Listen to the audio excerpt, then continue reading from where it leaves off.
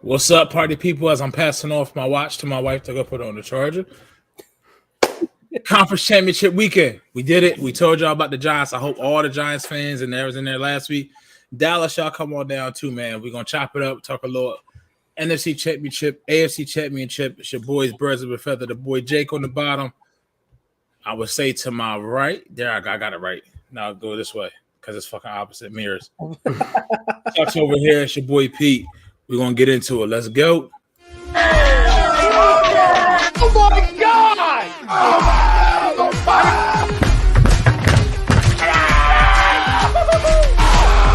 I'm embarrassed! He's flying!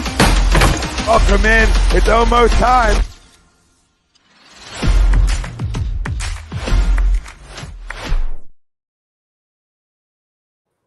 Have I mentioned how I like that intro music so much? It feels like a party. We doing a party up in here, and that's right. We are, ladies and gentlemen, it's Birds of a Feather on A2D Radio. We are brought to you by Baggio's Bread, located in Mount Laurel, New Jersey, home of the best stuffed breads, tomato pie, sandwiches, cutlets, and meatballs. Mention A2D Radio for 10% off your in-store purchase. We tried some Baggio's Bread this past Saturday for the game, and it was good. That stuffed bread or stromboli, whatever you want to call it. So good. Good. Very, very good. So good. I definitely recommend. So get on out there. Like Mr. OG Pete said, your boy Chucks, Pete, Jake, PY isn't feeling too well. He might hop on, might not. We'll see. Name Money, as usual, will come up later on in the show. But we are here, ladies and gentlemen, to talk to you about the Eagles being in the NFC Championship game. That is right. And we are here to bring you Eagles talk, NFL Championship Sunday talk, and the whole nine. We are live on Facebook, Twitter, YouTube, Instagram, and everywhere you download your podcast. So we appreciate the support. To open up the show in our first quarter, we are going to talk about the Eagles and the 49ers matchup coming up. That's the hot topic, obviously, so we're going to dive into that. Second quarter, we'll talk about the divisional round matchups. More so talk about the losing teams and the ramifications and future of those teams. What do we expect out of them going forward? What does their loss in that round mean to them? And so on and so forth. Third quarter, we'll preview the other championship game this Sunday, the AFC Championship game, Chiefs versus Bengals, the rematch. So we'll dive into that. And, of course, fourth quarter, no huddle, where we pull out all the stops, and hit you with random topics. So, like I said, though, our first quarter of the show, and that's brought to you by eXp Realty. If you're looking to buy or sell a home, looking for a change in career or brokerage, contact Alan Foy of eXp Realty, LLC, at 302-682-8820, or visit him at alan.foy@exprealty.com. Our poll question, ladies and gentlemen, A.J. Brown and Devontae Smith are the keys to victory for the Eagles against the 49ers. Agree or disagree? Mr. Pete Evans, let's lead it off. Let's hit it off. Do you think our wide receivers, our wide receiver 1A and wide receiver 1B, are they the keys to victory this Sunday against the San Francisco 49ers? I want to agree because I think that's our biggest advantage on offense, but like Jalen still has to get them the ball. I would say I agree to the poll from the standpoint of they have to take advantage of the talent level there. They have to take advantage of the talent level that they're facing across the other side. They have to win their matchups, and they have to do it in a dominant fashion. Because I think big plays – I want to say big plays. I think chunk plays are going to be easier to – not say easier to come by. But I think that's what can get the momentum rolling is a chunk plays. Maybe a 15-yard deep cross or 20-yard crossing route, 20-yard corner route. Maybe you could get him with a double move, maybe a slant. Because I'm telling you, Goddard's going to be occupying with Fred Warner and Trey Greenlaw. And then that's going to lead their corners, and that quarters coverage, it could possibly leave them on an island. So I agree to the poll from the standpoint where I think that's the biggest advantage we have, because everything else I think we still have an advantage. It's just not as drastic, but our wide receivers against their corners, I think that's an easy win for us as far as just the talent level. What do you think, Jake? I'm actually going to disagree. Okay. Now, that being said, I think our offense, we're going to do what we do. We saw what Dallas's number one wide receiver did to the 49ers defense. We saw what DK Metcalf did to the 49ers defense. So the fact that we have two number one wide receivers, I feel like that's just going to take care of itself, if that makes sense. But I think the big thing here is going to be Jonathan Gannon. And again, it's not me dissing Jonathan Gannon or anything like that. He was great last week. I just hope he carries over that aggression like he did against the Giants last week in his game plan against the 49ers. Now, Avonte Maddox might come back, so that changes things. You move C.J. Gardner-Johnson back to safety. That helps a lot. So you can mix and match a lot of things, but I just don't want our guys being back a lot. I want to get in Brock Purdy's face. That's going to be my big factor, is if our defense can get in Brock Purdy's face, rattle him a little bit. And I think we will, just because of, obviously, how good our defensive line is. And we saw the pressure that Dallas was getting, and their defensive line isn't nearly as good as ours. So I think it's going to be a long day for Brock Purdy, but I disagree with the poll. Excuse me. Okay. There are a lot of interesting matchups to choose from and to pick out in this game. Like a lot. It's so intriguing because both teams are so stacked. So like a lot of this stuff is like strength on strength. You know, strength versus strength. Can one team capitalize here and there? I though I'm going to absolutely agree to the poll. To me, that's the number one weakness on. Well, not I want to say number one because it makes it sound like this Niners defense has plenty of weaknesses, but they don't. But if there is going to be one weakness to kind of attack and exploit that the Eagles do have a big advantage on, I think it's on the outside with our wide receivers. So, like you guys all said, DK Metcalf went off. CeeDee Lamb went off. I think that either one or both of these guys, AJ or Devontae, could go off. They can take advantage. Now, it's not going to be easy. You know, Travarius Ward, he's not a household name, but he's a good corner. Okay, he's physical too.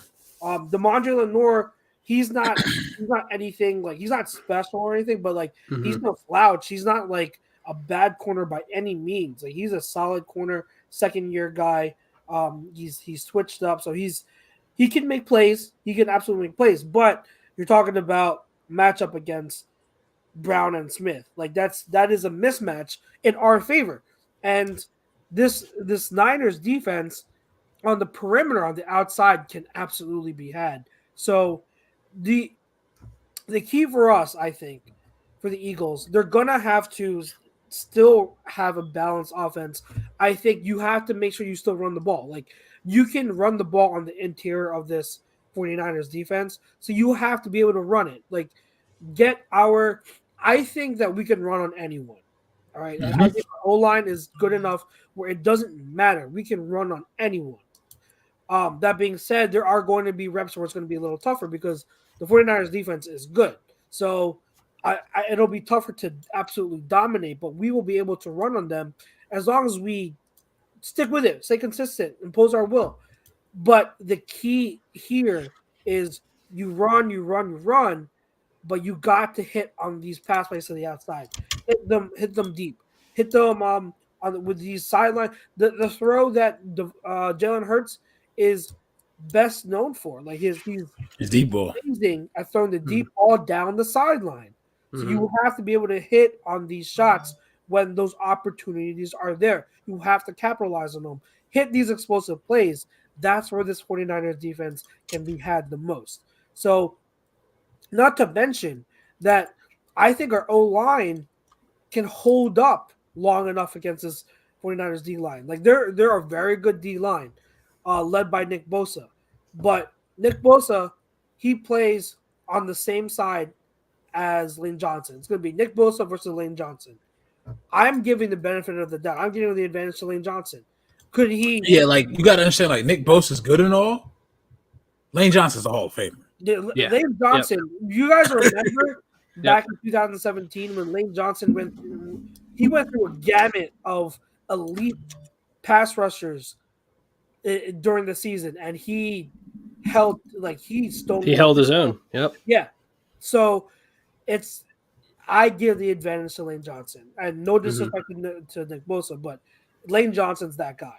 So that if you are able to neutralize, at least even for the most part, Nick Bosa, that's going to be that's going to be huge to buy time for Jalen Hurts to hit those shots. So that's the key.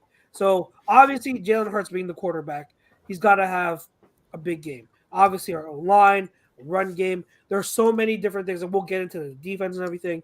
But to me, the standout key to victory is A.J. Brown and Devontae Smith on the outside. If they put up huge games, I'm pretty sure we're winning the game. If they are the ones putting up big numbers and they're making impacts, both of them are making an impact on the game, that's a big indicator for me that we are going to win this game. What? Sorry, go ahead. No, I mean I agree. I just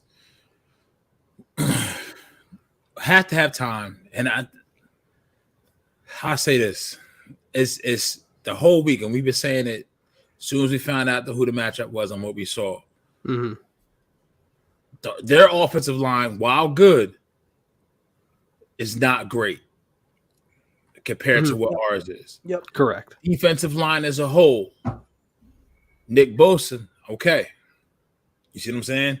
It's been a lot of 49ers this whole week outside of just the media love for him, and it's 13 wins in a row, or 12 wins, or 13 wins in a row, or something like that.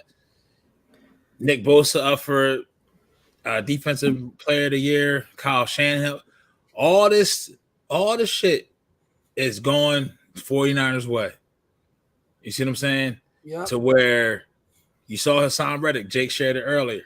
When is it going to stop? I think that was more along the lines when that was the defensive player of the year. That's when that finalist came out. He wasn't even on the list. Yep. You see what I'm saying? Sirianni, not even the finals for coach of the year. Okay. Okay. Yeah, that's it's like Mr. Wing says, it's confidence, but it's just like what does this team have to do? You know what I mean? To prove that they belong here. Not even the fact of they had the best or tied for the best record in the league. Would have had the best record in the league had their quarterback not missed any games. Right? And it's not like we're flying to San Fran. Right. They're coming here. Which is brutal, by the way. They're coming here. No one's talking about how brutal that trip is. No, and it's early. It's 12 o'clock, and I heard it may be snow now. Yeah, there's rumors that there might be a bit of snow. Yeah. Really? Mm-hmm. Last time I checked, it was going to be 50 something. That's what I was hearing. At least I heard it may be some snow now. So it's just, but the purpose of our show, X and O's, let's look at matchups. Let's take the intangibles out of it, and everything we said so far, like even Jake's point, Chuck's point, it's there. It's there. Where do you outside of the linebackers? Where do they have the edge at? Matchups, right? So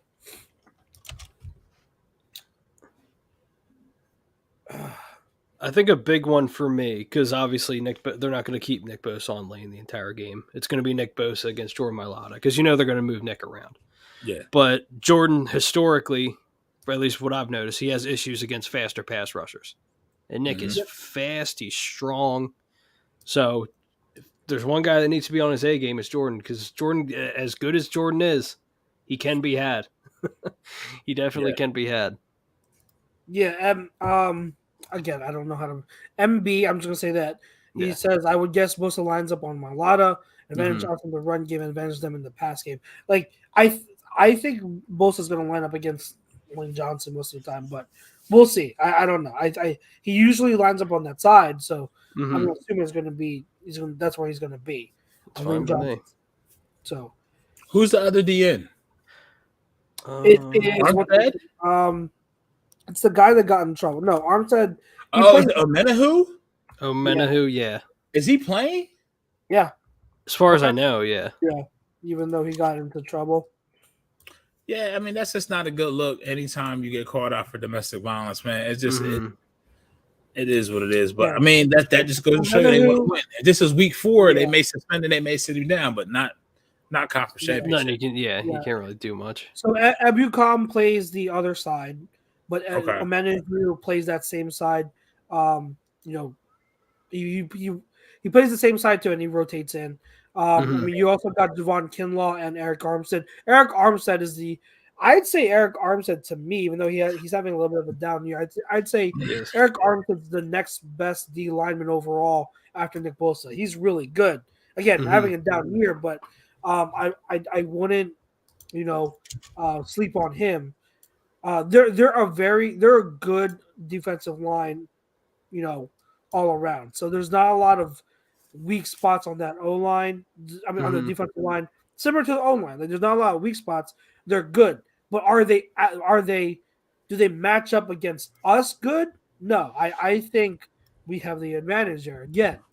So it's gonna be interesting. Mr. PY, how you feeling, man? I'm doing all right. Yeah. You sound a bit better. Yeah, different things, different reasons. Different medical stuff. Super fun. Fair enough. Well, before we get you answering the poll question, I'm going to run down some of the comments. We got Nate Rosario is back. All right, he's saying Niners are winning. You guys are going home. You said that last week. Yeah, but if you look at the rest of his comments, he's trolling. Yeah, he's definitely trolling because I thought he was a Cowboys fan. Yeah, then he turns his Chiefs. I don't know what he is. What happened to that Cowboys fan? He was talking about my mama last week. Yeah, I know. He won't show up. Nah, he won't show up. Of course, because he's a Cowboy and he has no balls. Off grid says Niners defense is legit. What's up, Don? He says, has Brock played in a hostile crowd in college? I do not know. I know he was at Iowa State, right?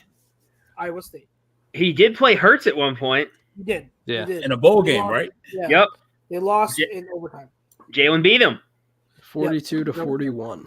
It was back and forth. They had similar numbers. I'm not gonna lie. Like, it was a close. That was when Jalen was at Oklahoma. Yep. Yeah. Yep. And no defense. That doesn't count. Yeah.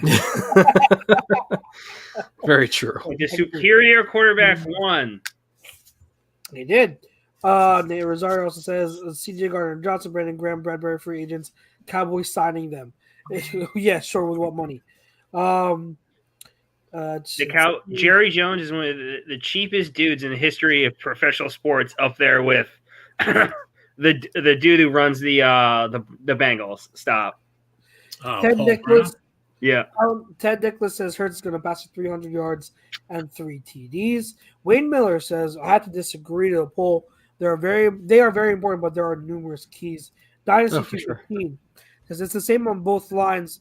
Their one best might be better than ours, but as a unit, they can't touch us. Interesting you say that because on the offensive line part of it, their offensive line, Trent Williams is an absolute dog. He's a monster. If you're talking about the best 2 tackles, I'm looking at Lane and I'm looking at Trent Williams, and it's not even close.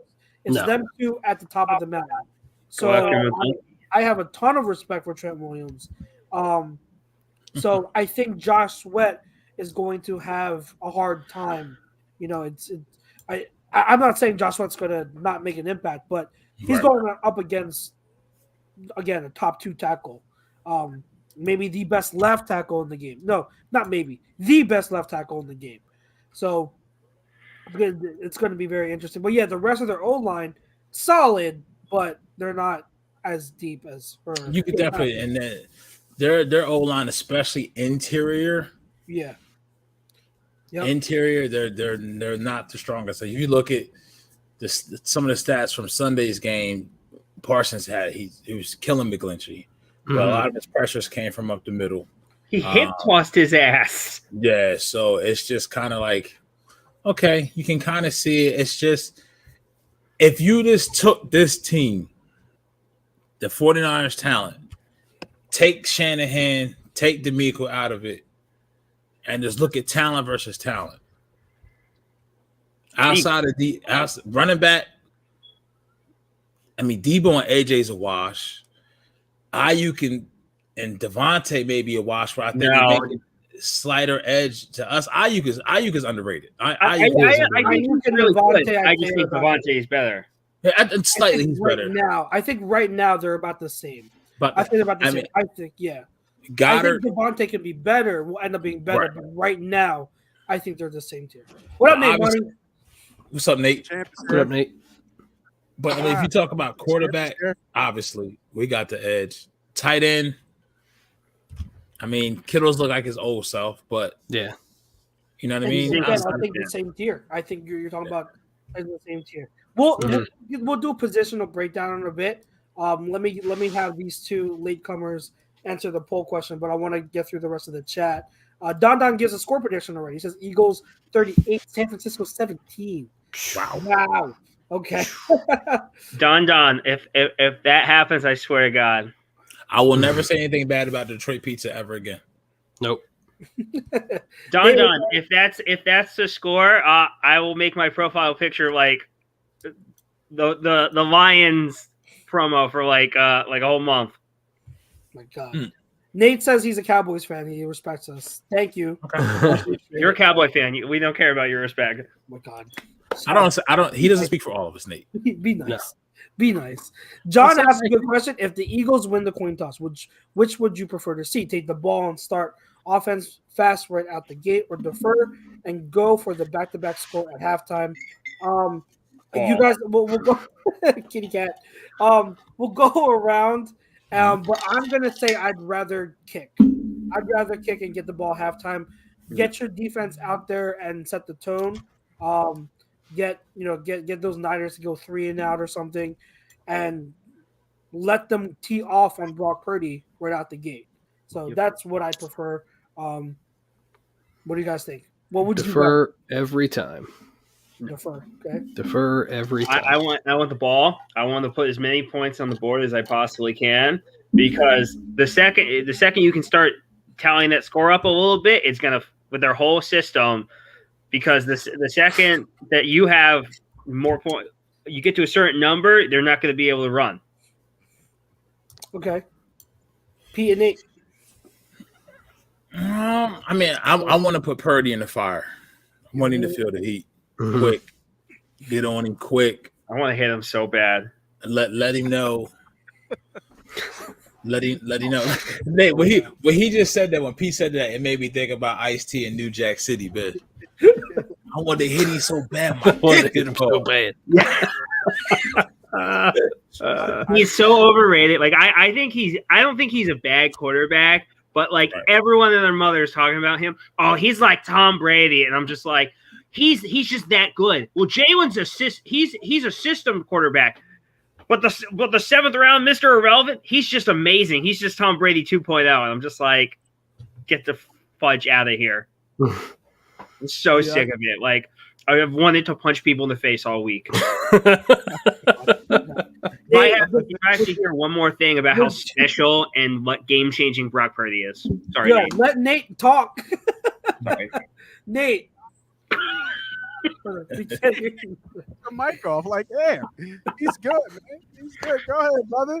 I don't want to take your time. You're shy. Tell me how you feel. I'm good. He shut me up. I thought I was a star of the show, but he's got it. He's oh, shit. No, I think defensively, there's something special about when you stop somebody defensively. Mm-hmm. I mean, it just is like it's good to get, go down, score, but I think the emotion of this crowd, this city, like, there's nothing like like people saying, punch him in the face, like right from the jump, like no words, I mean, like, bro, it's a Philly thing, right? No words. I'm staring you down and I'm punching you right in the face. Why? Because you're looking at me funny. Really that simple. And I think that they'll defer if they get the ball. We win the toss, they'll defer. and let the defense set the tone. I think they want to do that. You know what I mean? Because I think they feel so comfortable offensively that you know, the real matchup is what can our defense do against them. I don't think they're worried offensively if they can move the ball on them, because I feel like they can. There's some, like, when you really dig deep into this game, man, and I know we're going to get there and the position matchups and all that stuff, but when you really dig deep, you see holes. Start to see holes in that 9 or 8-0 that they had. So, you know what I mean? We'll see. But I think I defer. Okay, I agree. Different when you get punched in the mouth. Punched in the mouth. And I think the other part of it is, like, a big narrative going into this game is Purdy. You know, he's getting a lot of attention, all of that. You want to make a statement. You want to say, hey, like, this is the weakness. We are going to attack it, and we're going to get after Purdy. So I think that's why I would defer. Nate, agree or disagree to the poll? I'm going to put it up again. A.J. Brown and Devontae Smith are the keys to victory for the Eagles against the 49ers. Agree or disagree? Disagree. It hurts. To me, it hurts. It starts with this is a Jalen Hurts game, and I think I tweeted this like early in the week. This is a Jalen Hurts game. It has to be. It has to be Jalen Hurts. I know Brown was a little funny on the sideline. Devontae, you know, you really don't see too much emotion, but that's a Hurts game. You know what I mean? Because those two go as Hurts goes. So Hurts going, those two don't matter at all. You know what I mean? Right. But it's Jalen and his decision making on the day. You know what I mean? Whether, you know, on the RPOs, does he take it? Does he give? It's all on Hurts. And I think he's ready for the moment. Like he said, the job ain't done. You know what I mean? And he was made for this.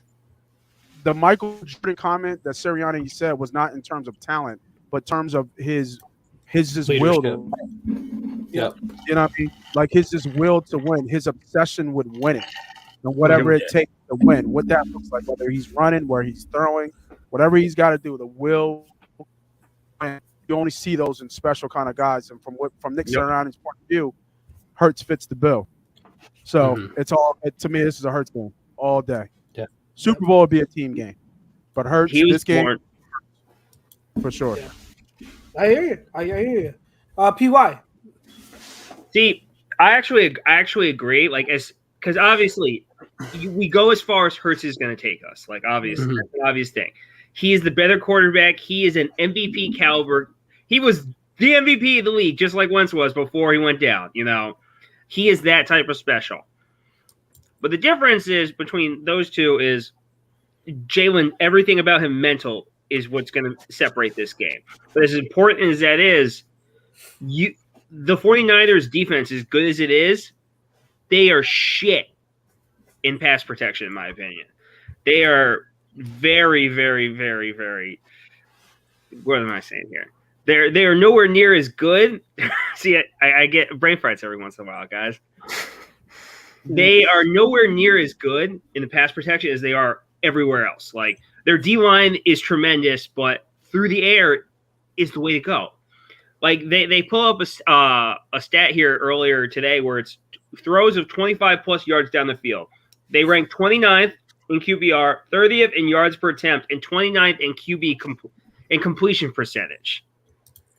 That just shows everything you need to know is that if you're throwing AJ and Devontae down the field, you're giving the team every opportunity to just run all over these guys. Like, I don't think they have guys to be able to handle AJ Brown and Devontae Smith over the top. Like, if you're able to do that, you know, you're putting pressure on them. That's going to put more pressure on Purdy. I don't think he's ever had. I don't think, at least when he's in the NFL, he hasn't really had to rise to that pressure. Things have been easy to him. You know, being down 3 or 4 points isn't being down 14-0. Because when you're down 14, 21-0, you can't be doing those swing passes. You're not doing those screens for 5 yards. Your Debo and McCaffrey aren't being able to, like, run all over the place, and you're not able to freaking control the clock. You know what I mean? So I agree with the poll. I hear you. I mean, to what Nate said, I think, like, you know, when I address it too, like, this is obviously, like, we need Jalen. He's the biggest, like, piece, and he's gonna make it go. I agree to the poll because, to me, AJ Brown and what he exactly said, AJ Brown and Devontae Smith, they're linked to Jalen. If they're having the big games like I expect, it's because Jalen's throwing the ball. Obviously, He's balling. So I think like it's going to be when I say AJ Brown and Devontae Smith are the keys to victory. That includes Jalen. That includes Jalen's ability to win from the pocket and throw to them and on the perimeter, down the sidelines and deep, and take the deep shots. So absolutely, I think it's hard for me, and it's kind of fitting because I don't know if you guys saw the picture of the Sports Illustrated issue coming out with Jalen Hurts and the quote that's on the front page. Like, guys, it's really hard to see him losing this game. I can't. Think about it, like how locked in he is, how focused he is, how much he wants it. It's so difficult to comprehend a way that he and this team loses this game. It really is. Like, I you guys know I'm a big X's and O's guy, big evaluation guy. But when it comes down to it on the field, it also comes down to like what players are going to show up. What players are going to show up? Who wants it more? All those catchphrases that you want to use. It really does come down to that sometimes. And for me, it's just hard to see Jalen putting up a stinker and this being a letdown game. And it's hard for me to see it. But I'm not losing to a motherfucker named Purdy. I'm sorry. It's not happening. We're not doing it. I actually had a fight with one of my coworkers about this. And I said, just the name alone, we're not losing to this guy. Well, he's like, well, you can't do the name thing. I said, yes, I can do the name thing. We are not losing to someone named freaking Brock Purdy, okay? Now they're messing with the Rocky statue, and they're doing these stupid posters, Brocky or whatever. Newsflash, morons. He loses in the first one. What are you doing? He lost in them all, actually. Technically. He wins in the second. He wins in two. He does lose. He's so I have two exercises I want to do. Or I actually it might just be one. But let's do this. Let's go down the board, right? And let's go position by position, matchup by matchup, and give our thoughts on each. I want to start with, we know the obvious. So Jalen Hurts against that defense. You know what I mean? Like, there's a lot of variables because Hurts impacts both the run and the pass. So it's given that he's gonna have to, have a big day on both. So let's skip Hurts because we know how much of an impact he's gonna have. So Hurts versus that defense is going to encompass a lot of things. Let's go look at the passing game. All right. So we talked about it in the with the poll question. You already know what I'm thinking, Chucks. I'm thinking about the chat. He's great. Tony the Tiger. Tony the Tiger, baby. Tony the Tiger. So let's go look at our wide receivers. We talked about a little bit. Devontae Smith, AJ Brown. If you want to throw in Pascal and everything like that, but obviously the top two are what they are against these corners. Do we all agree that that's a big favorable matchup? Our wide receivers against their secondary. Yep. Mm-hmm. Yep. There's a joke. All right, so that doesn't have to be dubbed in too much. Dallas Goedert. They're gonna have Fred Warner probably on him. He's going to be in Fred Warner's zone and probably a lot. I know that this was talked about with us, in the chat during the week. What do you guys think of that matchup? Well, how would you use Goddard to free him up, or is he going to have a very difficult time against Warner all day? What do you guys think? I don't think it'd be difficult because Dallas knows where he's going, and Warner has to react. Yep. I don't think Dallas will be able to shake him off like he did whoever the Giants linebacker was or whatever that was on Saturday. But I think that's a watch. I think Warner may make a play, but I think Dallas can make a play as well. I mean, I don't think that's one leaning one way versus the other. I think that's a watch. I think it's a good thing that we have him because that would occupy Fred Warner. Mm-hmm.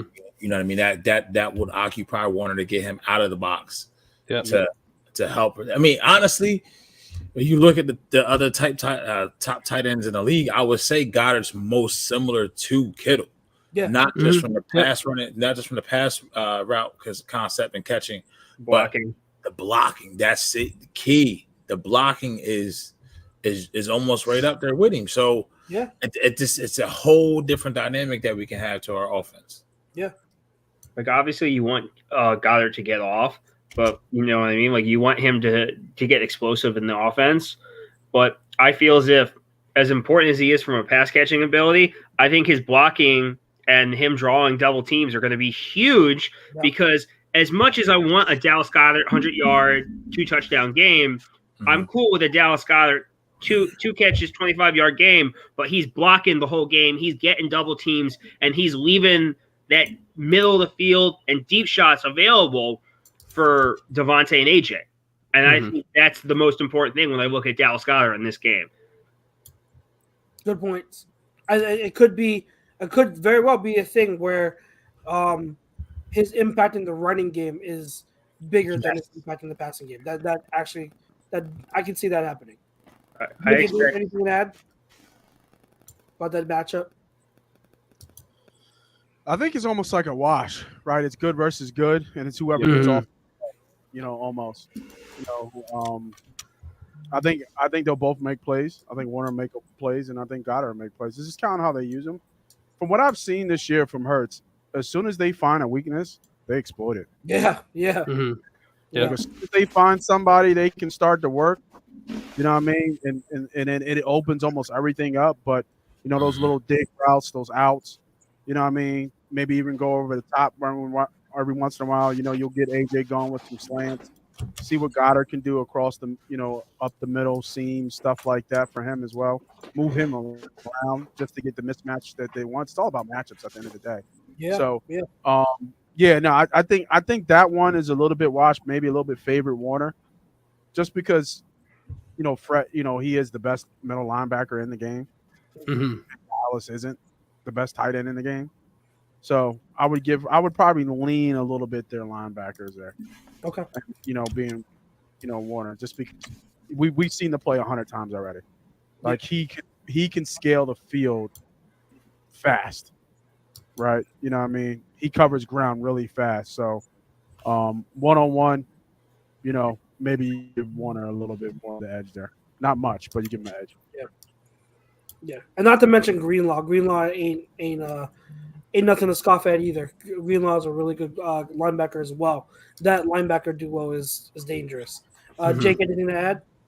I mean, Pete made a really good point with as far as getting Dallas Goedert involved, kind of taking Fred Warner away. That's going to be a key matchup. But again, there's so many different ways that I think we'll end up finding ways to kind of exploit their defense. And like Nate said, once they find a little niche that they can get, they're going to take full advantage of it. But I think it's just a matter of I think the big thing too, and we'll talk about it more, is going to be play action, and we'll get more into that as we get a little deeper into it. Okay. Now, our offensive line versus their defensive line, we kind of touched on it already. I think that our offensive line, being as dominant as they are, we can run on them. We can absolutely run on them. Yep. Their D-line is good. Once you get past both of it is a good D-line, but it's not like an outstanding, it's not like they have more than one superstar on that line. They're all just solid guys. We can take advantage of that matchup. Now, Jake, you hit on something. If you're talking about their outside their linebackers, outside the D line, we talked about their secondary. I want to touch on too, though, Hufanga. I want to also give him his notice. Really good. He is an absolute monster coming downhill. And that's the thing. He can wreck a play from anywhere on the field. He idolized Troy Polamalu, and you can see the way he plays the game. The style is similar to Troy Polamalu, where he's just attacking everywhere on the field. Yep. You'll see his hair that it's just, and you see the guy he's over here, and what I want to make sure we're careful of is when Jalen has these zone reads, these read options, he's getting out of the pocket, he's holding onto the ball. I have a feeling D'Amico Ryans is going to deploy not only Fred Warner, but Talanoa Hufanga in different ways to spy and attack Jalen Hurts to force him into some decisions. So it's going to be something I'm going to be watching out for, because if Hufanga's coming attacking behind the line of scrimmage, wreaking havoc, that's going to be very difficult. And I do not want him teeing off on Jalen Hurts and possibly causing another injury. You know what I mean? Yep. So he's someone you have to be aware of at all times, because he's going to wreck any play. Now, if there is one weakness in his game, it's in coverage. He's not horrible at it, but he's not as strong in coverage as he is playing downhill. So that's where you can kind of attack him if you're going to attack him. And again, that comes with passing the ball downfield. But I want to also a lot of people are talking about Warner, and rightfully so, but Hufanga is another one that I'm keeping my eyes out for on the Niners defense. Anyone else on the Niners defense you guys want to talk about, any in terms of concepts or keys for our offense to win have success against their defense? Yeah, I mean, go ahead, Nate. Go ahead, Pete. Go ahead. Well, mine isn't in between the lines. It's D'Amico Ryans versus Shane Steichen. Yeah, that's the one. Yep. Take what D'Amico gets at you, and because I mean we seen it. D'Amico, middle linebacker here, was smart as shit. He was good, wasn't the best athletically, didn't have the quickest twitch, didn't have the best measurables. He was smart as crap. Yep. We know he can think his way through. So Steichen's going to be put to the test. Steichen and Sirianni is going to be put to the test of coming up with the game plan. Absolutely, definitely agree. Huh? Me or the other? No, you. Everybody's so high up, and you're down. Right? That's because my camera's on top of my monitor, not at the bottom. Oh shit! You got a shirt that says Peter. You're. I wouldn't grab the black T-shirt. This was my Halloween. Peter Pumpkin. I've never heard that one before. Say money on it. He got a shirt that say Peter on it. I said the same thing. You ain't nothing, bro. You ain't shit. I can't be like Tony the Tiger, yo. I got two stats for you that came out earlier today. So I don't remember the exact number where Bosa ranks, but I know he ranks very low, not far from like the very bottom. Just giving a number out of 100 qualified DNs, Bosa ranks 95th against RPO. Ooh. There we go. I heard that stat today, which was very surprising. Pretty much what the Eagles did, like with Parsons, instead of running away from him, they ran against him. Right. Because he just wasn't good at it.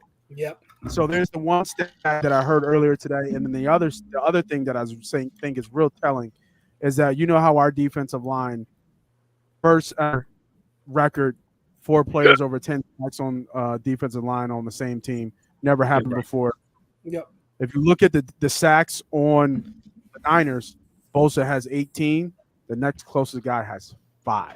Yeah. Yeah. It's all It's Bosa and a bunch of guys. That's basically like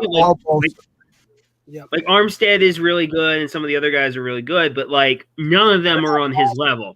Exactly. But it's really they're not pass rushers. That's really what it comes down to. Armstead is a clog in the middle. Like he's a big boy. He's like 6'7", 6'8". They're all big guys. Yeah, they're all big guys. Yeah, they're big dudes who are getting sacks. Meanwhile, we have monsters like Sweat, like Graham, like Reddick, like Hargraves. I can't believe I forgot Hargraves for a second. All good. Bosa. Yeah. Like I said, like so, if you can somehow neutralize him, because he's going to affect the game, he's just that good of a player. But if you can somehow neutralize him, like Hurts is going to have all day, bro. Yep. Oh, absolutely. He's going to have all day because they just won't be able to get to him. Yeah, right. He'll have to bring Fungo down. I had to blitz. They're going to have to blitz. Yeah, they're going to have to blitz. He's in someone's ass in that game. I'm calling it right now. He's going to have that that juke moment where he just puts someone on their butt. I'd love to see that. I think from the Niners' perspective, you guys brought up blitz. That's a good point. the Niners defense, D'Amico, they don't blitz a lot. However, when they do blitz, they are very, very, very efficient at it.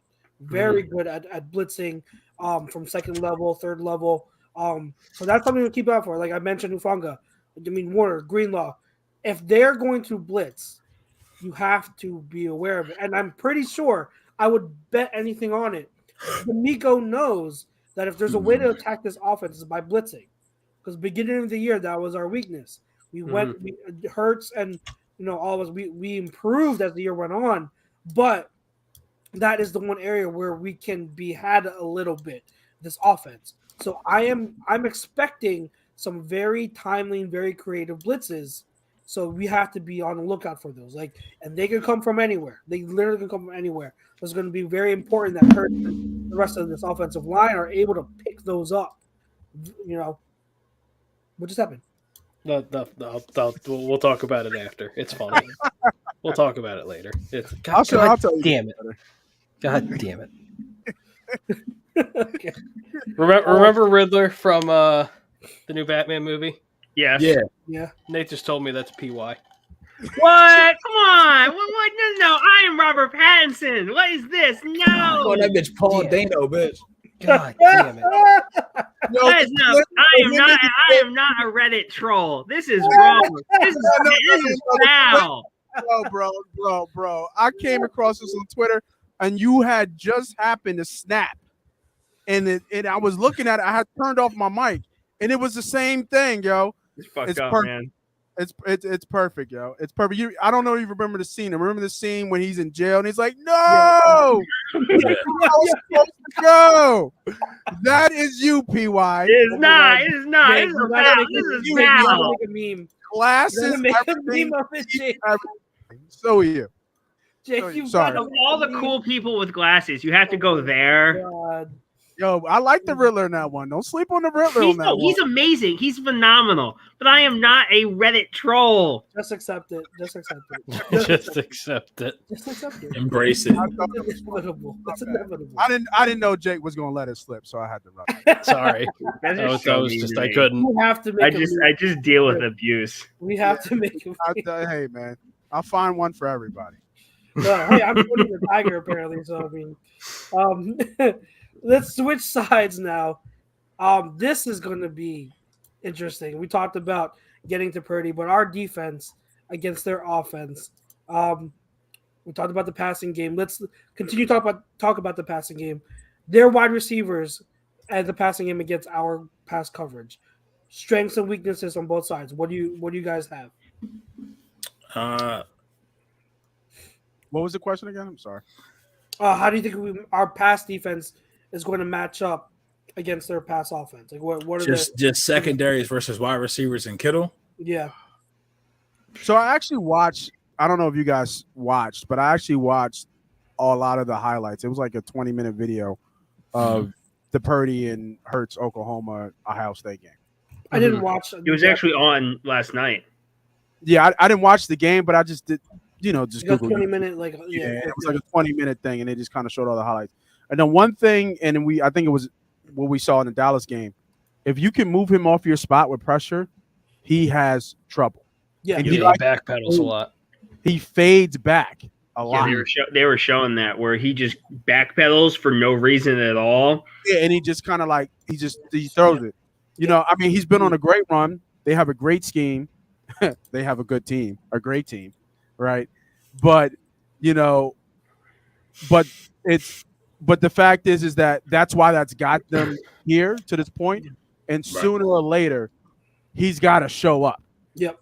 Like he's gonna have to make plays. And I think that's where you see the discrepancy in, because I think from our matchup to their matchup across the board, it's somewhat even. I think I give our edge to our defensive line just because we're deeper, our defensive line, right? So we're just going to have waves and waves and waves. Because I think Trent Williams is, I want to say unanimous, but probably I want to say like maybe 50 to 48 Lane Johnson that Trent Williams is the best tackle in the league. Yeah, right? it's him. I think more people would say Trent Williams is the best tackle in the league over the Lane Johnson. Even though we have that Atlanta It's is the those best. two. Either way, Yeah, but it's those two those- at the top of the mountain. Yeah. It's 1A and 1B, wherever how you ever want to put it up. So I think that's a great matchup for Hargraves and see what that looks like. Right. Right. Because And I that's the think- difference between like our tackles versus their tackles. Our tackles get sacks. Like our tackles know how to rush the Right, passer. They're not exactly. just in it. They're not in it just to stop the run. If they can get to you, we gonna get to you. You Right. know So what I mean? they're going to leave Trent on the island, and everybody else is going to have to do Pretty work. much. Yeah. You know what I'm saying? So, and I think Hargraves get Trent sometimes, and I think Trent's going to get Hargraves sometimes. So Right. I think that from that matchup, and then you go for the back end with our linebackers versus Kittle, the running backs out the backfield. You got That's to gonna give be a problem. advantage to San Fran on that because Yep, that's the area of worry. Yeah, that's their bread and butter. They're tight end Mhm. and their running backs. And I include Debo in the running backs. I'm include Debo. yeah, as well. yep. Yeah, He's yeah. part of the back kind of group. Elijah Mitchell's decent. He's not CMC, but he's decent. And then you Mhm. still have CMC, who's going to be somewhat healthy for maybe the first quarter or so until he starts kind of. He's hurt. He hasn't practiced, guys. Him and Elijah Mitchell is hurt. Elijah Mitchell has a groin issue. He has, They're all banged up. Yeah, And then you go in the back half. Ayuk, Debo. Now Ayuk had a game against us. Was that last year? 2 years ago.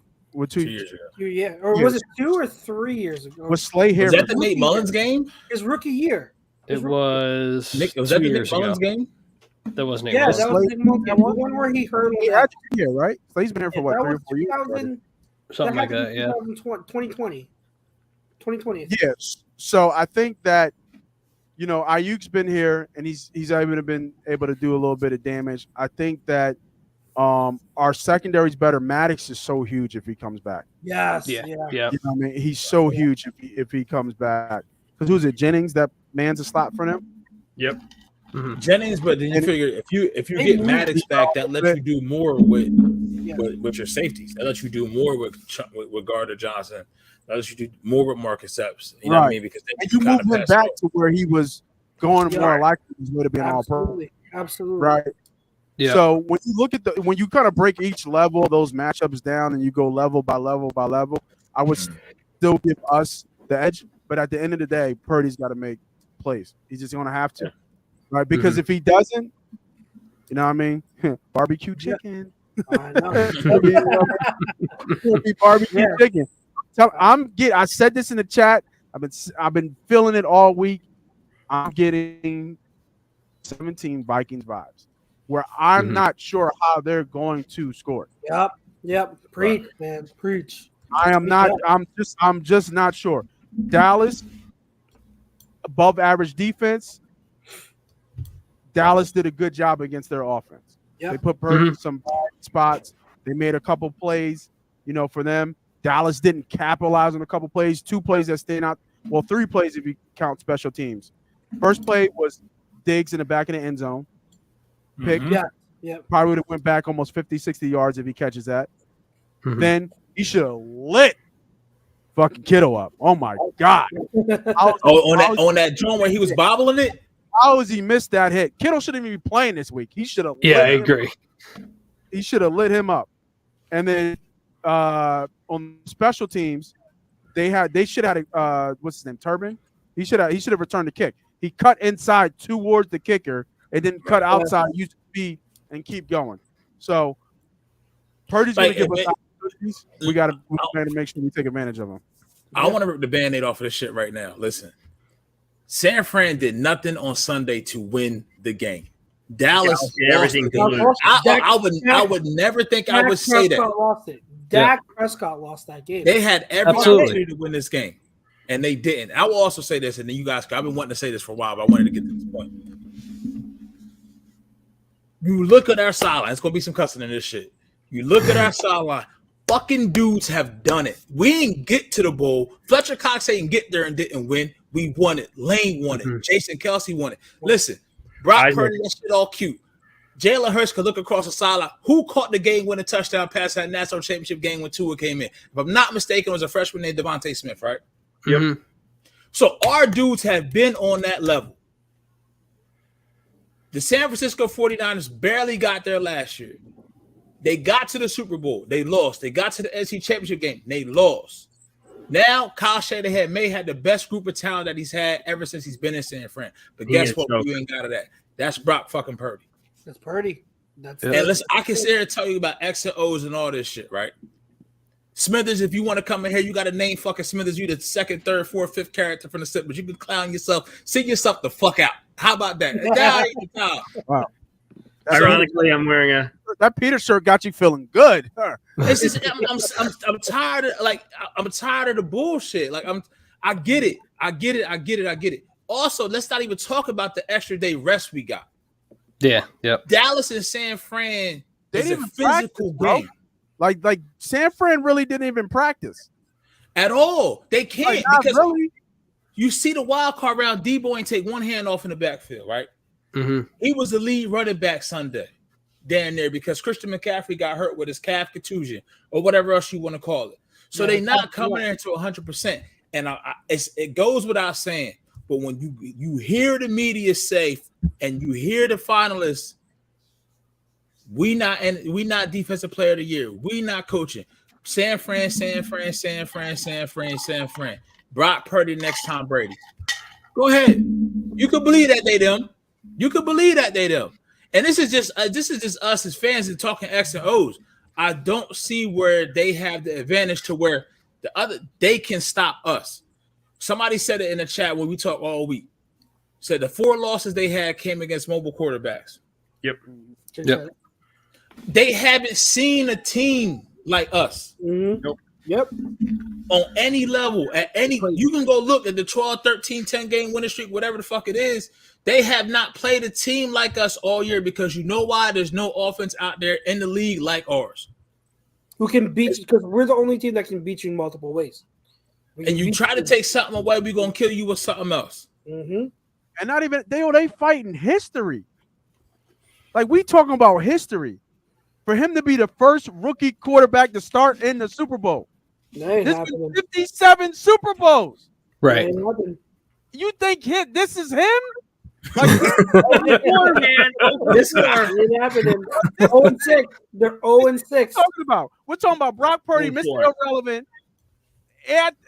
On the road, he's going to the Super. Man, get the fuck out. Exactly, Nate. You see, when you start thinking about it, you start talking about it, it gets your blood boiling a little bit because it's just like we getting shit on because like we ain't got no chance. Like it's expected that he gonna be in the Super Bowl 2 weeks from now. They want to overrate his corn shucking ass, and I'm just not here for it. For whatever reason, the world loves to hate us. Yeah. They just do. They love overrated white quarterbacks too. We've seen it all Eagles. Yeah. Hargraves. Jalen Hurts. You don't have Zeke in center. I love that. Embiid is a reserve right now. Mm-hmm. Joel Embiid is a reserve. He is second by 0.4 points and leading the league. Ridiculous. And he's not even a starter on the offense. That's insane. That's insane to me. Giannis should not be a starter. They love to hate us. Mm-hmm. They love to hate us. And we don't care. I just don't care. Like I like. No, I don't care either. Let them talk. Let them make their memes. Let Paul Heyman's walrus-looking ass go on Monday Night Raw and Brock Purdy. I don't give a shit. Make all the posters you want. Throw some shit on Rocky. Whatever. Do what you want. They always do this, and every time they do it, it bites them in the ass. Why don't you go ask the Padres fans how their little stupid goose song worked out for them? It never works. Every time they come to Philly and they start trolling, especially when they touch anything with Rocky. Yeah. I wouldn't even come anywhere near that statue if I was an opposing fan. Bro, this is what I'm saying. Like it's starting to become, Vikings 2017 vibes. That's how it was. It simmered. We saw it, right? We saw them on the Rocky steps. They did the whole skull thing. We saw it. Ain't nobody say nothing really. A little bit here and there, but nobody said nothing until that game. Yep. And it was a lot of quiet people in there. Remember the Giants did it. The Giants did it. They did it last week. Yeah. Last week. Goddamn Pizza Hut. I also remember Eric Crocker, the former Niner, and he's a Niner analyst now. I follow him on Twitter. He reminded me of something. The Niners did it. Niners fans did it last year when they came to Philly to play us. They did the Rocky statue. Now they beat us. Playoffs are a different story, bro. Yep. Way different. It's a whole different ball game, man. I quote tweeted his tweet. I was like, I dare you to do it. And like I really hope they try it. To me, he was like, oh, I'm so scared, like sarcastically. But I'm gonna let it. I was like, hey, do it. Go ahead. Try it. Go ahead. It. Like it's you really think you guys are gonna come on like a lot of fan bases. It's not just the Niners. There's so many fan bases who say we're gonna invade Philly. We're gonna invade the link. Y'all really think that? Y'all really think that? Yeah. All right. Okay. Just wait. Just wait. This isn't Vegas where half the fans don't show up for the home team. That shit like that is off the field. It is what it is. I mean, I remember we talked about it, right? And Marley QQ, you said we was near neck and neck. Y'all offense ain't nothing like our offense. It's not even fucking. No, she's defending the Eagles. She's saying we played a team like the Niners, which are the Cowboys, and the Cowboys. Oh, okay. I'm sorry, Marley. But my heat wasn't directed at you. My apologies. That's friendly fire. But it's just like, bro, like you just can't make this shit up. Like you don't need to keep giving us ammunition, man. All the shit off the field with the fans is the fans, but I'm telling you, the players themselves is hearing this shit. Mm-hmm. No, absolutely. Oh, yeah. And they want this, and it's just like, I mean, listen, Brock Purdy, if it happens, it happens. But that bitch gonna have to play. He gonna have to outplay Jalen that game. Yep. I just want to say, Jason Taylor is no longer with us because he doesn't have to see what ass whooping's about to happen. You know what I mean? And it's just, and once again, it's Shanahan, man. I don't know what Shanahan is going to do and how much. Like we saw it. We saw it Sunday at 3:00. The Buffalo Bills had never been down all season more than 7. Mm-hmm. They were down 14-0. Yep. Shit changes when that happens. Now, I'm not saying I'm not proud of it, but week 4 against the Jaguars, we were down 14-0. And we came back. And we came back. So, I don't know, man.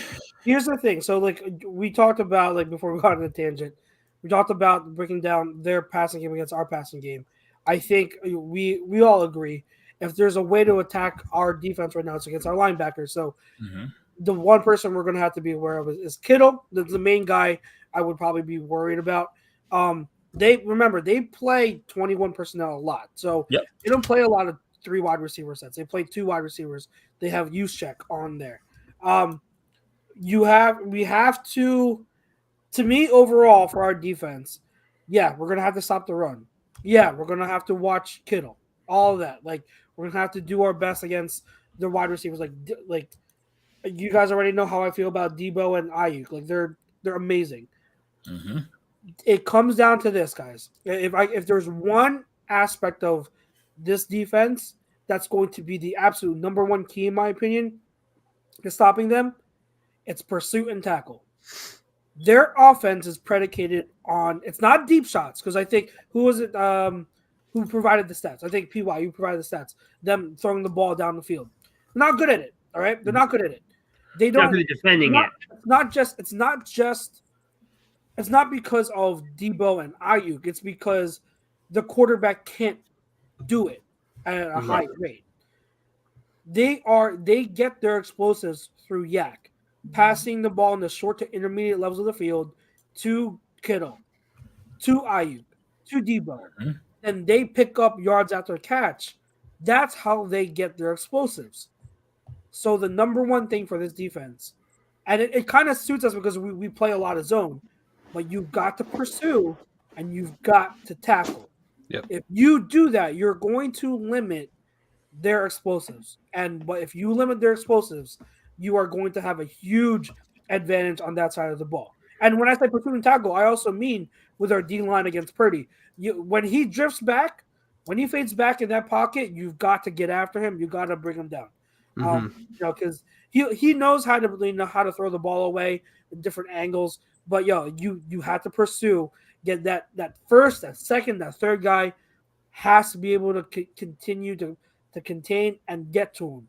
So every level of our defense, the number one key, and I hope Gannon stressed this, the number one thing you got to stress is pursue and tackle. That is how you're going to stop this offense. Yep. So Gotta wrap up. Wrap up. No, like, don't worry about getting that big hit. Just get to them and bring them down. And I know it's harder, easier said than done, because you're talking about Deebo Samuel, you're talking about George Kittle, you're talking about Brandon Ayuk, CMC. They're difficult one-on-one to tackle. They force missed tackles. Like, we've seen Deebo shed tackles like it was nothing. He's one of the best in the game at it. So it's easier said than done. But I'm telling you, that's the key. That is the number one key. And it goes for the running game too. Like, we can stop their running game. We play a lot of 5-man services, and 5-man fronts are good. That's how you stop outside zone. So I don't think these outside zone runs they like to run is going to be the issue. I think Kyle Shanahan is going to use those 5-man fronts, and when we're in them, that's where he's gonna pass the ball on those looks. That's what you have to look out for. So pursue and tackle, and watch out for Kittle. That's how you win. Mhm. The ball. Yep. Anything else when it comes to our defense against their offense? And then I want to get to one more category before we finish it up. Yeah, I think And last category I want to talk on. All right. Coaching. Y'all know how I feel, and I want to say this right now. Y'all know how I feel about Kyle. I don't need to reiterate it, okay? Mm-hmm. So when it comes to game planning and matchups and X's and O's, I am giving the advantage of coaching with both Kyle and D'Amico Ryans. I'm giving the advantage to San Fran. I think that's the objective. That's the real take. They have the advantage. However, if you include game management, we absolutely have the biggest advantage there. Mhm. The one thing that has always pissed me off about Kyle Shanahan is that he is so conservative. He plays scared. He doesn't go for it on fourth downs. He doesn't go for like the touchdowns. He'd rather kick the field goal. His game management is his one area of coaching that is severely lacking. Mm-hmm. One of our biggest strengths, Nick Sirianni and Jonathan Gannon, is game management. Just go do it.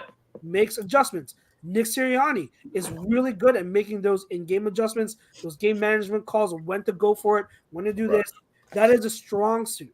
So while X's and O's in game planning might favor the Niners, when it comes to in-game decisions, and if there are key moments in this game that play out where it's a critical 4th and short on either side of the ball or something, advantage us. I'm telling you, advantage us. Because Kyle Shanahan is going to play scared, and you have to get them into those situations.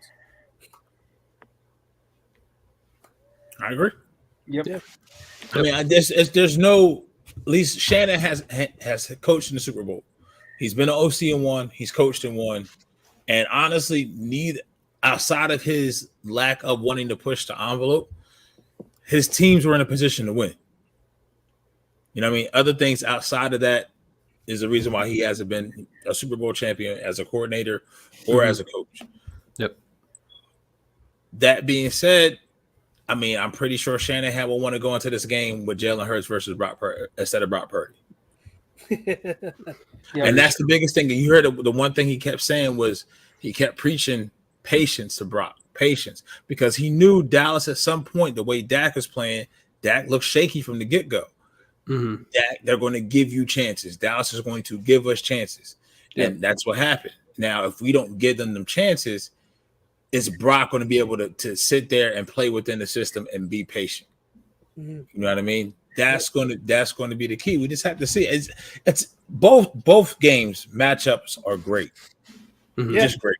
So yeah, absolutely. And I give this. You know, we've been talking a lot, and in the end, I do think it's going to be a great matchup. Mm-hmm. We're getting a lot of Niners fans in our chat that are blowing us up and good and everything. Okay, good. I forgot you guys existed. Again, I think it's a great matchup. I think the Niners are easily the second best team in the NFC. I think this is the perfect NFC Championship game between the best two teams in the conference. And the Niners are a great team. They are a great team. But Brock Purdy is going to be the Achilles heel. And I'm saying, like, we've seen it over the past few weeks. He there are limitations to his game. There are limitations to his game. He does things better than Jimmy G, but he also does things worse than Jimmy G. I've been saying that for weeks now. We saw what happened when he's not playing against like a bottom 5 defense. Like, yeah. I mean, we legit took a team, regardless of probably was the worst matchup for the Giants. We took a team that looked so good the week before and made them look like a JV team. Yep. It's just different. I know it's hard to put it with the X and O's, man. It's just, and honestly, Jalen's not getting enough respect because if he wins Sunday, he gets to the Super Bowl. He gets to the Super Bowl in his 3rd year. Yeah, that's crazy. That's crazy. crazy. Now I will say this: which is NFC Championship conference game is the first conference championship game where both quarterbacks are under the age of 25. Yep. History's already being made. Billy You know Bong, what I mean? I want to. Yeah, sorry, I thought you were my bad. I just want to shout out Billy Bong. He's a Niners fan. He's the first like objective Niners fan that I've seen on the chat. So I'm going to highlight him, give him respect. He says, "I'm a Niners fan. I think Kyle's biggest problem is game management, but more towards the end of a game or a quarter in the last couple of minutes." So that's absolutely true. 2 minutes left, and he has 4th and 5. He's going to punt it every time. He's going to punt it, and I've hated that about him. Like, I love it. He does that all the time, and that he can't get out of his own way in that respect. Which is funny because his dad was the exact opposite. Well, his dad is something. His dad had a couple screws loose. Yeah, he did. Okay. Yes, he did. It's like he had a 10 in Denver. You have to keep your quarterback in the pocket and make him throw with that hurt arm. His arm is perfectly fine. I don't know. Yeah. Did you not watch him slinging dimes last week? Like, are you kidding me? That throw to Devontae? I guarantee that baby's fine. Mohammed, if that's the case, if you keep him within the pocket, Hurts is going to be just fine. Throwing down the sideline against your secondary. So that's him and Stony Hawk is going at it. I mean, that's like saying you have a Porsche, but like you can't go into the last gear, but you can still go like 0 to 80 in like 0.3 seconds. Yeah. I mean, it is what it is, man. It's just I feel the same way about this week at this same time, probably in the show as I did last week. Mm-hmm. I'm tired of talking about it. I'm not as confident as it was last week, but I'm still pretty confident. I'm still trying to get tickets. Oh yeah, that'd be great. Good luck with that. Yeah. So I'm waiting until like the last possible second. So I'm trying to see like maybe like I might go into Philly on Sunday morning and I might spend the day there, and then like 20 minutes before the game starts, I want to see what it's looking like. So here's one question I'll get to, and then we'll do game predictions, and then we'll move on. Wow, we're going an hour 12 minutes. We are lighting this quarter up. This question was posed on another pod I listened to. I thought it was a very interesting question, and I wanted to get your takes on it. Would you rather face this Niners team with Purdy or with Jimmy G? Purdy. Yeah, Purdy. Nate. Purdy. Okay. I think it's a very tough question. I don't know who I would rather speak to because Purdy is a rookie. So first of all, I'm confident we could win against either quarterback. So we win either way. The thing that gets me is if we were playing Jimmy G is a statue. So our pass rush, if we get to Jimmy G, we're sacking him. And also, Jimmy G has shown he's good for at least one bonehead turnover a game. Oh, sure. So it's like what you're getting with Jimmy G. So like that's where it's just like Purdy has tried. Let's not. Every time he throws the ball, he's looking to throw that pick six. I don't care what anyone says. Like his facial expressions, the way he's throwing it, it's just looking like it's about to be a pick six every goddamn time. Well, there were opportunities for the ball to be picked off last week, but the Cowboys defense dropped it. They dropped it. Huge drop. Trayvon Diggs had one right in his stomach, and he dropped it. The Seahawks game, there were at least 3 huge opportunities for the Seahawks to pick them off, and they did it. And they so that's absolutely a great point. We're Tommy Guns asked it, so let's get to it. Score predictions, guys. What do you think? 38-7. 38-7. You're fucking wild, bro. I love it. I love it. Can I just say how much I love the fact that it was 38-7 on the 5-year anniversary of the Vikings game? It's destiny, Pete. God. It's destiny. Go ahead. Whoever wants to go. I'm gonna go. I'm gonna say 27-17. Okay. 32-14. Okay. I'm gonna say 30. Let's see here. I'm gonna say 30-13. 30-13. Okay. I'm going to say 30-20. All these scores would make me so happy. I know. Well, no, my uncle is a huge Niners fan, and I know he is going to be so drunk and loaded during this game. So I'm very tempted to just DM him and be like, "How you feeling?" So Daddy says, "Daddy with a question mark. Y'all wild. I think we win, but not that much." I mean, maybe I could see it also being a close score. I think it's being like 27-24, something like that. So sure. You know, I don't know. I went with 30-20 just because, but I could see it being a close game, which would not surprise me at all. Anything else, guys, you want to cover before we move on to the next segment? No, sir. Good. I want to make Brock Purdy cry. Big box. Mr. Pete Evans, can you tell us who the next segment? Oh, sorry, who the next segment is brought to us by? Second quarter is brought to you by Fan Up, which is the best way to enjoy fantasy sports, daily NFL contests, and more. Win great prizes. Sign up today. Use promo code A2D for 5,000 bonus points of $50 value. FanUp.app. Nice. So I'm gonna let you guys decide. I originally was gonna talk about last weekend's game and talk about like the losing teams and what we think about it. But would you guys rather now go into the AFC game and take a look at that? There's an AFC game. Or what Are you talking about like not getting to the divisional matchups at all? No, we can do that afterwards. Like, we can. I mean, we can get into. I mean, obviously, hour 15 minutes. We knew the first quarter was going to be the biggest one. Yeah, we knew it was going to go off. What do you guys think? Yeah, I mean, we might as well get into the AFC Championship game. Okay, let's switch it up then. We're going to get into AFC Championship game. So we've got the rematch, guys. Chiefs Bengals.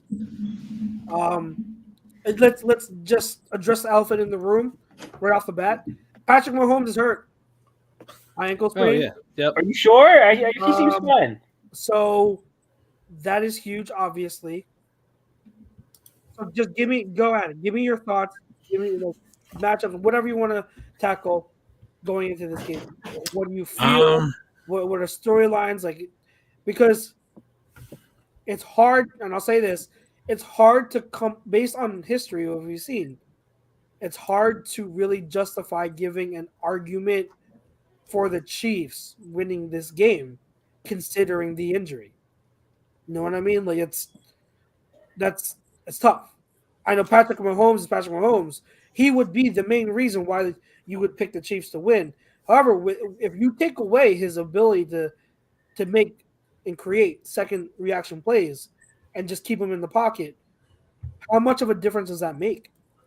Mm-hmm. So that's the big question. So what do you guys think?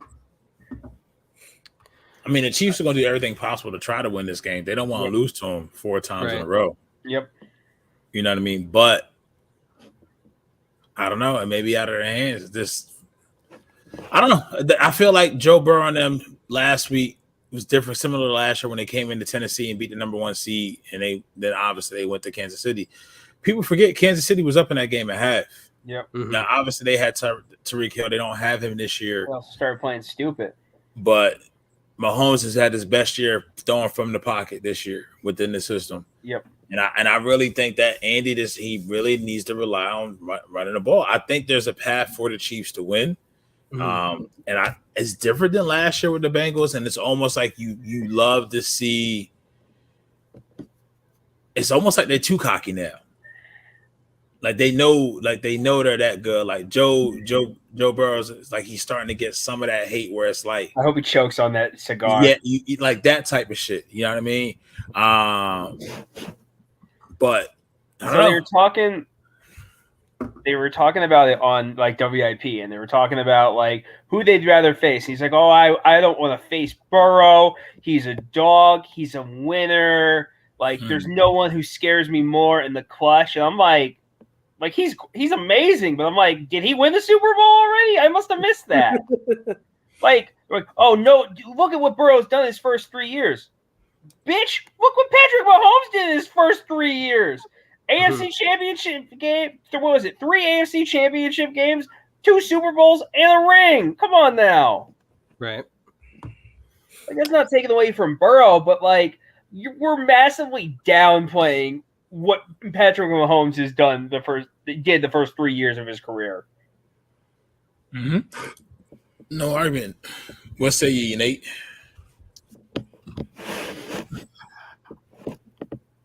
Yeah, you know what? The line from a gambling perspective is flip-flop, right? It opened up, I think, like -3.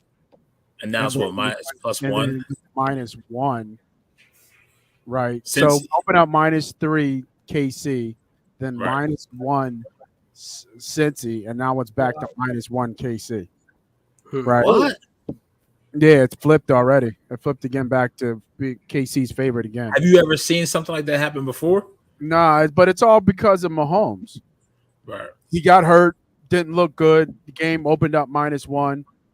Then there was like small like rumors and reports that he might not even play in the game, and that's why it flipped. That's the only way it flips 4 points like that. Okay. Because of a player hurt like that. Yeah. So and he's worth that many points.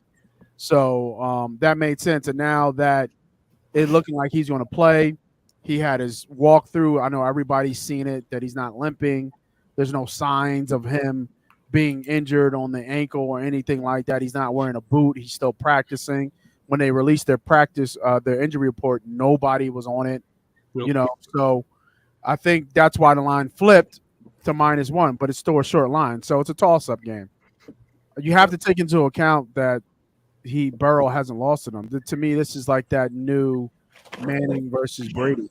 Yeah. Right. Yep. Where both great quarterbacks, both top of the game, both top of the food chain in terms of quarterback ranking, but the one just always beats the other more times than not. Yeah. Question is this, is this Mahomes' year that he actually gets over the hump? Betting perspective, you probably want to bet KC. It's a short line. Got to take the home favorite there, home dog.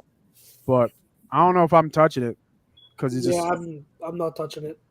They just beat them. Like he's 4-0 against them. So they're going into this game feeling really good and confident. And they've beaten them in KC multiple times. Yeah. They've been here. This is not a surprise. Mm-hmm. I don't know if the weather's going to be bad or not or anything affecting that, but it doesn't matter. I mean, they just went up in Buffalo and beat Buffalo in the snow. Yeah. They worry about going to KC where he's 4-0. Right. Yeah, man. I agree.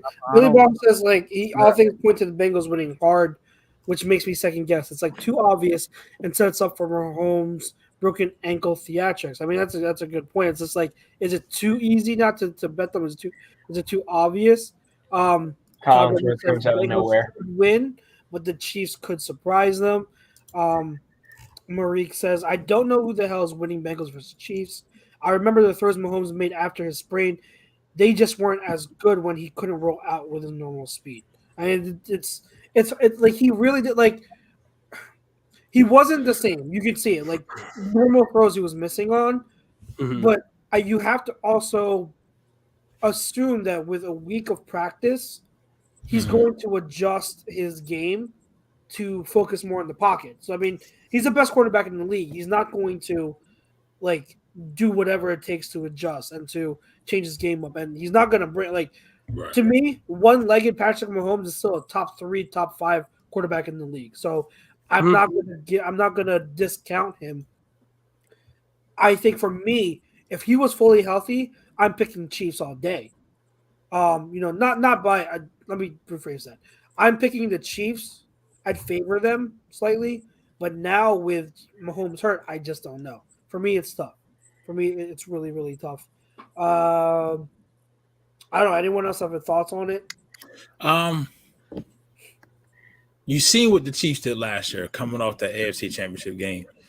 They went heavy defense in this draft, especially in the secondary with Trent McDuffie just for this game to try to somewhat match up with what they had to tend with Cincinnati. And also, I mean, Cincinnati, the biggest thing is Patrick Mahomes is going to have all day. Cincinnati does not have a pass rush whatsoever. No. I think they were ranked in like the 20th. And now, whereas as Kansas City, we all know it doesn't really matter because Joe Burrow's been an outlier as far as pressure, but Travis Kelce, New Jersey's on Isaiah Pacheco. This is it, man. This is where it's at. Pacheco, yo, can you imagine if Pacheco goes? Dude! Oh my God, you have to get him on the show. You have to get him. It's crazy, man, because that's the one way that you can try to do it. And it's Kelce. I mean, don't get me wrong. Jamar Chase is a matchup issue. Don't get me wrong. T. Higgins kind of the same. Tyler Boyd kind of the same. But I would put Jamar Chase is just up there with Travis Kelce. Travis Kelce, you still don't. I mean, I thought there was a lot of OPI last week in that game. He got away with a lot. He was literally running into the defender, creating contact, and then spinning off. This wasn't called. So Kansas City's going to want. Now, somebody asked, I think it was 40 Boy Lou, he may ask if we win, who do we want to play, Cincy or Kansas City? Yeah, he asked up here. Sorry, I'll bring it up. But yeah, what do you guys think? Between I know we're getting ahead of ourselves, but I mean, just a quick, the guys talked about it last night too. I want to beat that cheeseburger stuff and fatty. Give me, what do you call it? Give me Kansas City. Give me just because I think the story's better. And again, don't get me wrong, Bengals versus Eagles makes for a great storyline, but it's like Andy Reid goes against his former team that he used to coach and that whole thing. I just think it makes better theatrics in that whole thing. We probably match up better against the Bengals, but like the story and everything, it's probably better for the Chiefs. I think we match. I think we match up with either one. I think the Bengals are like us somewhat, just with a less mobile quarterback, but a better passer. But if you look at the skill positions, I mean, we got the better tight end, definitely the far better defense from top to bottom. But Lou Anarumo, whatever the fuck his name is. Yeah, I can't pronounce his name. He's doing well with what he got. He's doing well with the cards he was dealt. Yeah. So I mean, but as far as a winner, who wins at 6:30? Depending on how 3 o'clock to 6:30 goes, I may already be in the bed. I may be in the bed by 6. I'm going to. Fingers crossed, I'll be there live. My head says Bengals win, but for some reason, I can't come up with a legit argument for them.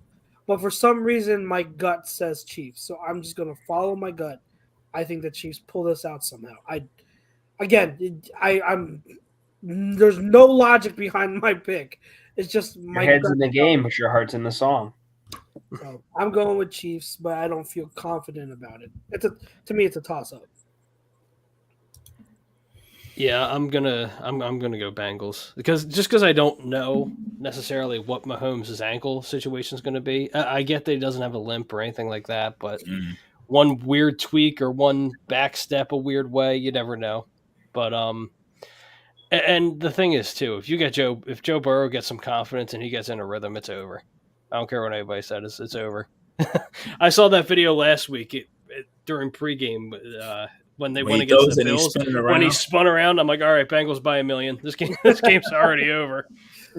Yeah, it's just like, and again, I love the guy. I'm a little biased, but like it doesn't matter how many times he gets hit or that whole thing. You can't shake the guy. Yeah, you can't shake him. I don't know what it is, but I'm gonna go Bengals. I'm going Chiefs. Okay, you're going Chiefs. Okay. Yeah, I'm going Chiefs. I'm going Chiefs too. It's just you can't not 4 times. That's exactly it. Like if this was the first or second time, sure, it's a possibility. Does the conversation change if it's a 4th time? Oh yeah, for sure. This will be 5. No, it won't. It'll be 4. No, they're 3-0 against the Chiefs, but they're 4-0 against the Chiefs and Bills. Like this will be the fourth one against the Chiefs. Yeah, because they beat them in the regular season last year.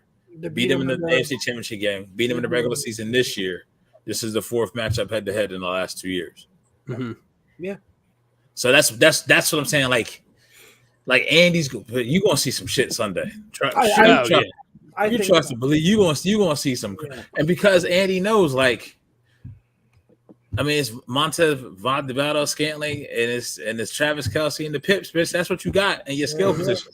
Honestly, that's what you have. You have Travis Kelce and the Pips. Yep. Against that onslaught that's coming at you. Disrespecting right? Juju. Yeah, I think that's a great point. I think Andy too, with a week of preparing, knowing that Mahomes is going to have to stay in the pocket, he's going to come up with it. That's a great point. Like, Andy's not going to have the same game plan as he did, obviously the week before. So that is a huge factor. That is a huge factor. Anything else from this game you guys want to hit on? Nope. Let's get to the next one. And the next segment, third quarter, ladies and gentlemen, brought to you by Specialized Physical Therapy. Our doc, Paul Vidal, he's got 2 locations in Burlington and Cherry Hill. So make them yours at specializedphysicaltherapy.com. Let's get to the last weekend. I know we talked about the winners a little bit already because we talked about the championship games, but let's talk about the losers. All right, I'll go in order. You know what? No, let's not go in order. Let's talk about those damn Dallas Cowgirls first. Okay, losers. Let's talk about them first. All right. We hinted at it. I said it that Dak lost this game. Are there any objections? Because to me, the defense did enough to win this game.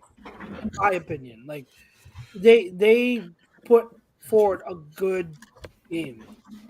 But Dak, again, what have we all been saying? What I've been preaching on for weeks. Yeah, Dak is good. But if you're giving the ball away and throwing interceptions left and right, that ain't going to help you in the playoffs. That ain't going to work.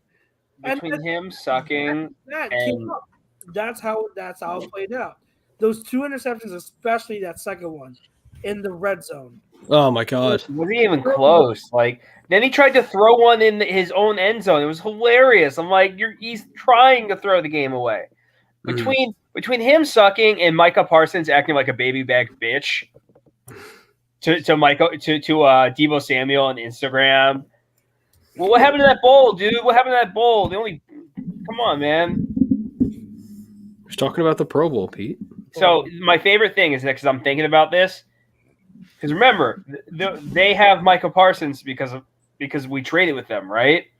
And everyone brought up, oh man, Eagles are going to regret that trade for years. And now Javonte Smith, who they helped us get, is 1 game away from going to the Super Bowl. Yeah. Listen. With all that being said, I still take Mike over Devontae any day. Nope. I'll take Devontae. I think getting Devontae. It's close. Getting Devontae was more close. Pivotal. Was more important to Jalen Hurts' development. Yep. Okay. Oh, for sure. So, if you put him inside of it, you look at it like I'm just talking about the player. Yeah, he I'm very high on that locker room shenanigans over in Dallas. I'm good.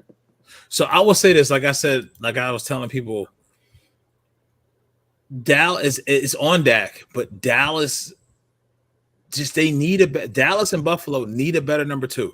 Yeah, there's no ifs, ands, or buts about it. Absolutely. They need a better number 2 option at the wide receiver. Running back. God. But that's the other thing about Dallas game though. The Dallas game outside of the Mahomes injury, Dallas they lost their starting D tackle. I forget who it was, but he was getting pressure. Carlos Watkins, huge loss. And then when Pollard went down, huge loss. It changed it and it put more on Dak's shoulders.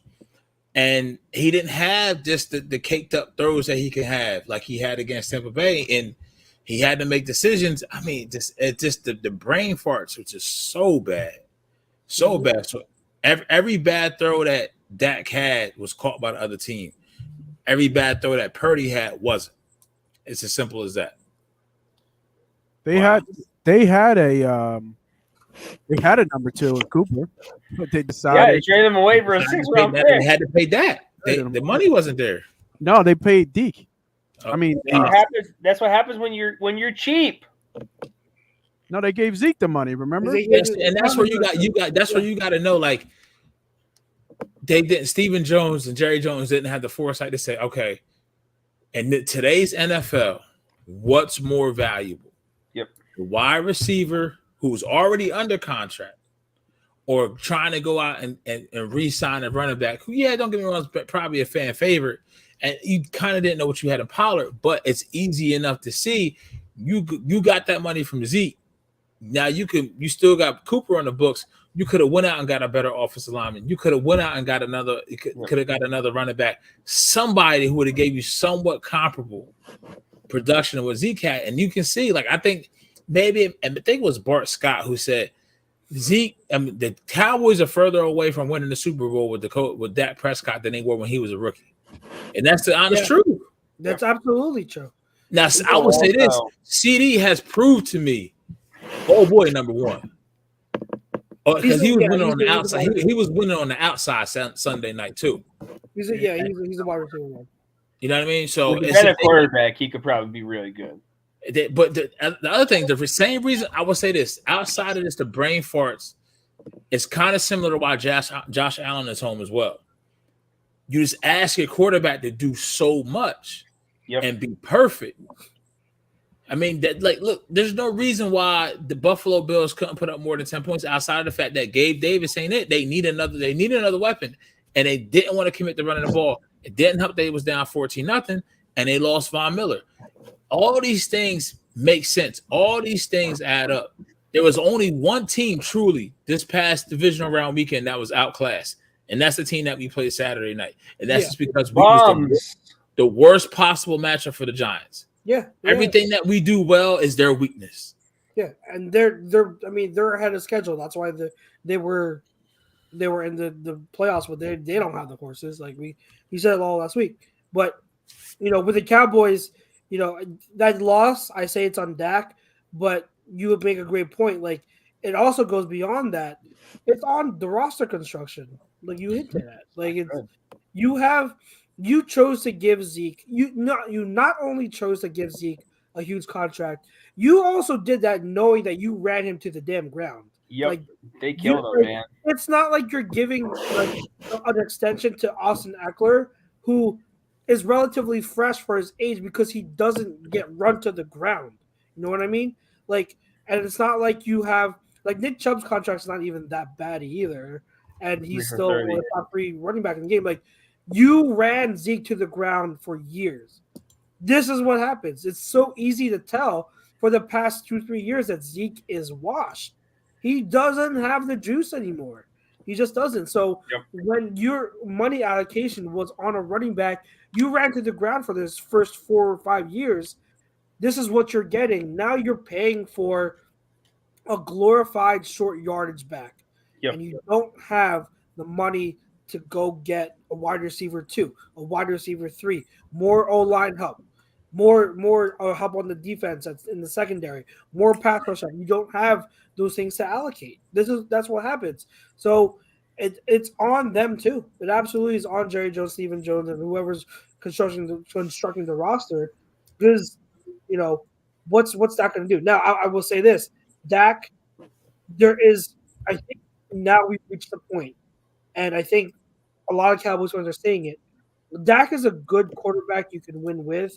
He ain't the guy. He's not an MVP type of conversation here where you are winning because of that. Yep. He's just not. He's not that, and he's on the.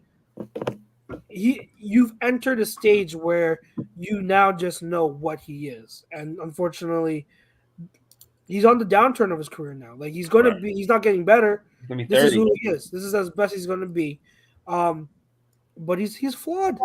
He's flawed, and he's over glorified, and he's I kept hearing this comparison. He's the glorified version of Kirk Cousins, and I mean I'm going to He's Andy I'm not Dalton. gonna be that disrespectful. He's better than Kirk Cousins, but I get the comparison. Like he needs help.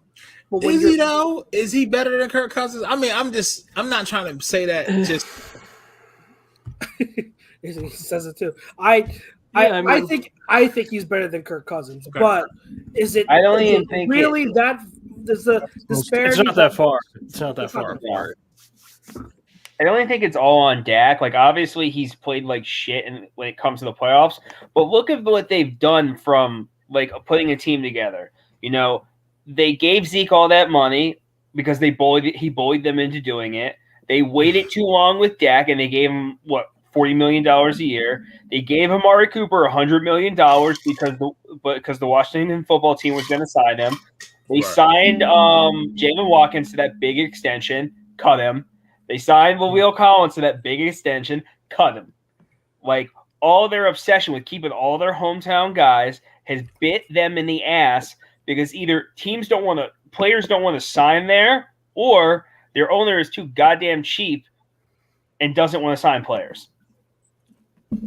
I don't think he can.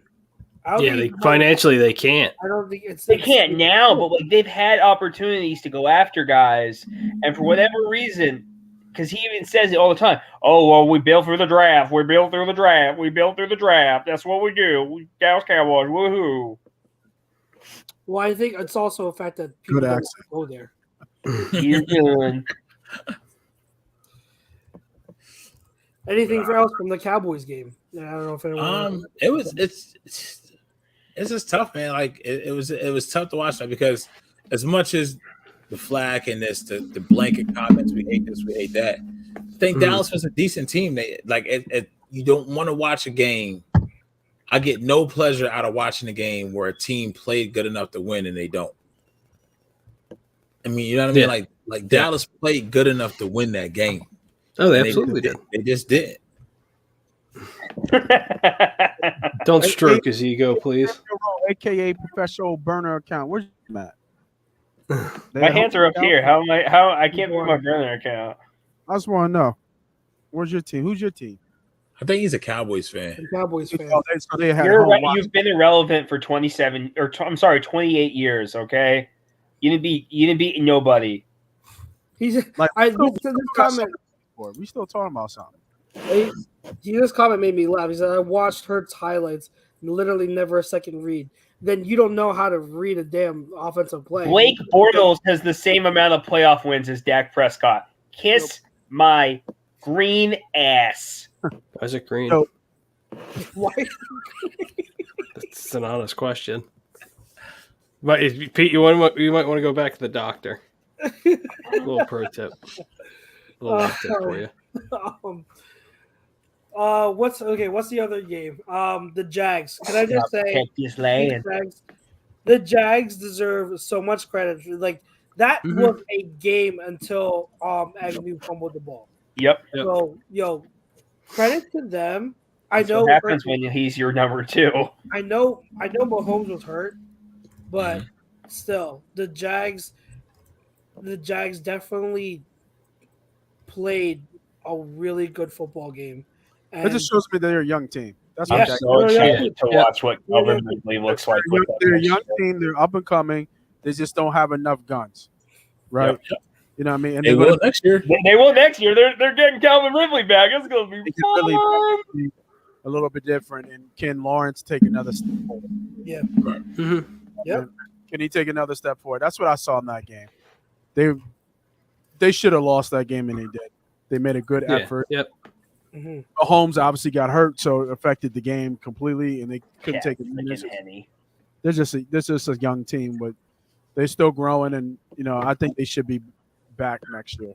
Yeah, like I said, they have a lot of pieces, young pieces on the defensive side of the ball that I really like, and God damn it, their O line is really definitely better. He doesn't miss. That's the problem. He doesn't miss. Every damn show. I really like their future. So, tip of the cap to them. I'm excited to see what Doug P. and Trevor Lawrence and the rest of those guys do next year. I'm very excited for them. I can see Flex going to the Jags. What was that? 40 boy he said Flex goes to the Jags. I can see that. Yeah, I can totally see that. Yeah. Oh, That makes too much sense. yeah. Oh yeah, I can absolutely, definitely. They might all come down. Be with Dougie Big. Yeah, I don't hate it. I like that idea. Yeah. The last team, unless you guys have anything else from that game you want to touch on. No. Chargers are cursed. Yes, they are. That's it. Josh Allen. The last losing team, and we kind of hit it on, touched on a little bit, but the Bills. Remember, guys, when we did our season preview episode, right, in the preseason, every single one of us, all 5 of us, we said, if the Bills don't win the Super Bowl, it's a super letdown. It's a letdown. You have a question? No, I have a belief. They will never win a Super Bowl. God hates them. This is my honest. This is an honest opinion. This is an honest belief I have. There is no way on God's green earth that you lose 4 Super Bowls in a row. God is out to get you. That doesn't happen. The scientific science behind it is it's just not happening. God despises them because they put few people through tables and they're doing each other in porta potties. Okay, they're not Super Bowl winners. Okay. I don't know. Moving on. Into that anyway. Moving on. I think that it was pretty apparent that they asked Josh Allen to do way too much, and when Josh Allen, when his game is predicated on, it's so volatile because you can make the best throws out of any quarterback in the game, but then he will make stupid turnovers. Yep. His game is so volatile, and when you don't have help behind Stephon Diggs, and when you don't have a running game to balance that, counteract that, those turnovers, those mistakes are magnified. They're absolutely magnified. I said it when they traded for Nyheim Hines at the trade deadline. That was their running back acquisition. I was like, yeah, what? Like, that right there showed me that they're not ready to win the Super Bowl. And it came to bite them in the butt. For all of these people, all these analytic people that say it's a passing league, it's a league that is ever changing. You need a running game, especially in the playoffs. Yep. So many teams play these too high shells, middle of the field, open defenses that beg for you to run the ball. And in the playoffs, if you don't have a running game to complement your passing game, it's going to be so difficult for you. So incredibly difficult for you. You have to have a running game of some semblance of a running game, and they just don't. Like, they chose not to have one. And I don't know if it's because their philosophy or because they don't have a talented running back to do it, but they need a running back. They need a running back. Go get Bijan. Like, they're a team where if they drafted Bijan with their first-round pick, I think that's a smart choice. People are going to say, oh, that's dumb to pick a running back in the first round. Bro, you need a freaking guy who can help you out, help Josh Allen out. Go get freaking Bijan Robinson if you want. That would be a great pick in my opinion. But important question. So what's up with Eli Apple's Twitter? Is he going hard at Kansas City or something like that? He's going hard on everyone. Like he's just calling out everyone on Twitter. Everyone out again. Who? Eli Apple. He called out Stephon Diggs when he was saying shit about like DeMar Hamlin. I'm just like, dude, you're out of pocket. Well, no, he didn't say anything about DeMar. It was like, just he said he's like something about like what was the phrase? It was he was tweeting at Stephon Diggs and he said it was Cancun and then it was like this emoji. Yeah, and he put the heart. Cancun the heart emoji. And somebody brought it up to him. Cancun on 3, but that's like that's a phrase. Oh, well, he was on vacation with him or something in Cancun in 03 or some shit? No, he was saying since his season's over, he's like, you'll be vacationing in Cancun. So everyone on the Bills, Cancun on 3. 1, 2, 3, Cancun. Cancun. Yeah. Oh shit. Yeah. But people misconstrued it and said it was taking a shot at Hamlin. That's not. I didn't get that. That's a no, reach. I didn't get that. Yeah, that's a reach. But he's talking again. Someone. So I saw someone make the comparison. I think there was an athlete that made a comparison. Eli Apple is like the Patrick Beverly of the NFL. I was just gonna say Pat Bev. Yeah, he it talks. sucks He doesn't that- know when to shut up. And it Except sucks Beverly because is like actually good. he's literally 10 minutes from Pete. That's where he grew up. He went to Eastern. Mm-hmm. He's from like Cherry Hill. Yeah. Who? Eli Apple? Yes. Yeah. Wow. Yeah. He's a South Jersey kid, man. Yeah. Sorry to hear that. I don't claim him. I'm just gonna say I don't claim him. we don't claim him. Like, come on. And then he has got, was it his mom? His mom is like tweeting out stuff like, come on. His rank is 192 out of 209. 192. He's like the 13th or 14th guy at the end of the bench of the basketball team who's like talking shit to the other team starters, like, man, we smoked you. And I'm like, what do you mean we? Yeah. Yeah. Who are you? Like you haven't played in like 3 years. What are you talking about? Mm-hmm. Oh, Samuel Rowe does say he does admit that he thinks we will win on Sunday. So I guess he's taking a break from the trolling. And Yeah, we'll do what you don't do. Go to the Super Bowl. No, I'll if that does happen and the Bengals win, I'll gladly have Devontae Smith or AJ Brown on Eli Apple. Oh my God! Oh, You're yeah. gonna bless the name of the Father, Son, and the Holy Spirit. All day. All day long. Yeah, I would, but I said this last year. That's the most one unit defense I've seen in a long time. They play as a play cohesively as a unit. Yeah. Yes, they do. They don't have stars, but they play well together. Yeah. Yep. Yeah. Anything else on these games? I think the one question I'd want you to, or I wanted to ask when it pertains to the Giants, the team that we blew out. Yes or no? Do the Giants re-sign Daniel Jones? Yes. Yes, because they're stupid. Yes. Yeah, you think so? And it'll be great. Now, 3 years, $100 million. Let's make do it you happen, think boys. it's going to be a used contract, or do you think it's going to be more like a bridge contract? I think it's more of a bridge, like a three-year kind of deal. 3 years, like 3 year, 120, 60 guaranteed or something like that. Mm-hmm. Something I think they franchise tag Barkley though. Yeah. So you think he's going back too? Mm-hmm. I think they franchise tag. I don't think you can get that much money out, especially when you have the glaring hole at wide receiver. Yeah, glaring like it's Kenny Galladay. This guy. He's good. He's about to leave. I want Saquon to go elsewhere, man. So, for his sake, I've been preaching free Saquon since he got drafted. So I'm kind of hoping he goes elsewhere, but he's probably going to want to go back. You're right. Home. He's going to play on the tag. So, but I don't think. See, if they try to tag him, if I was Saquon, I wouldn't sign that tag. I don't think any running back should play on a tag. Nature of the position, it's so easy to get hurt, and then you're out of so much money. Like, don't play on the tag. I just maybe there are scenarios where you should, but for Saquon's sake, I wouldn't play on the tag. I think you can get him. They could shock you, and then they can. So they had. Was this Daniel Jones' 5th-year option right now this year? I believe. And they declined it, I believe. So they can't even sign and trade or whatever else.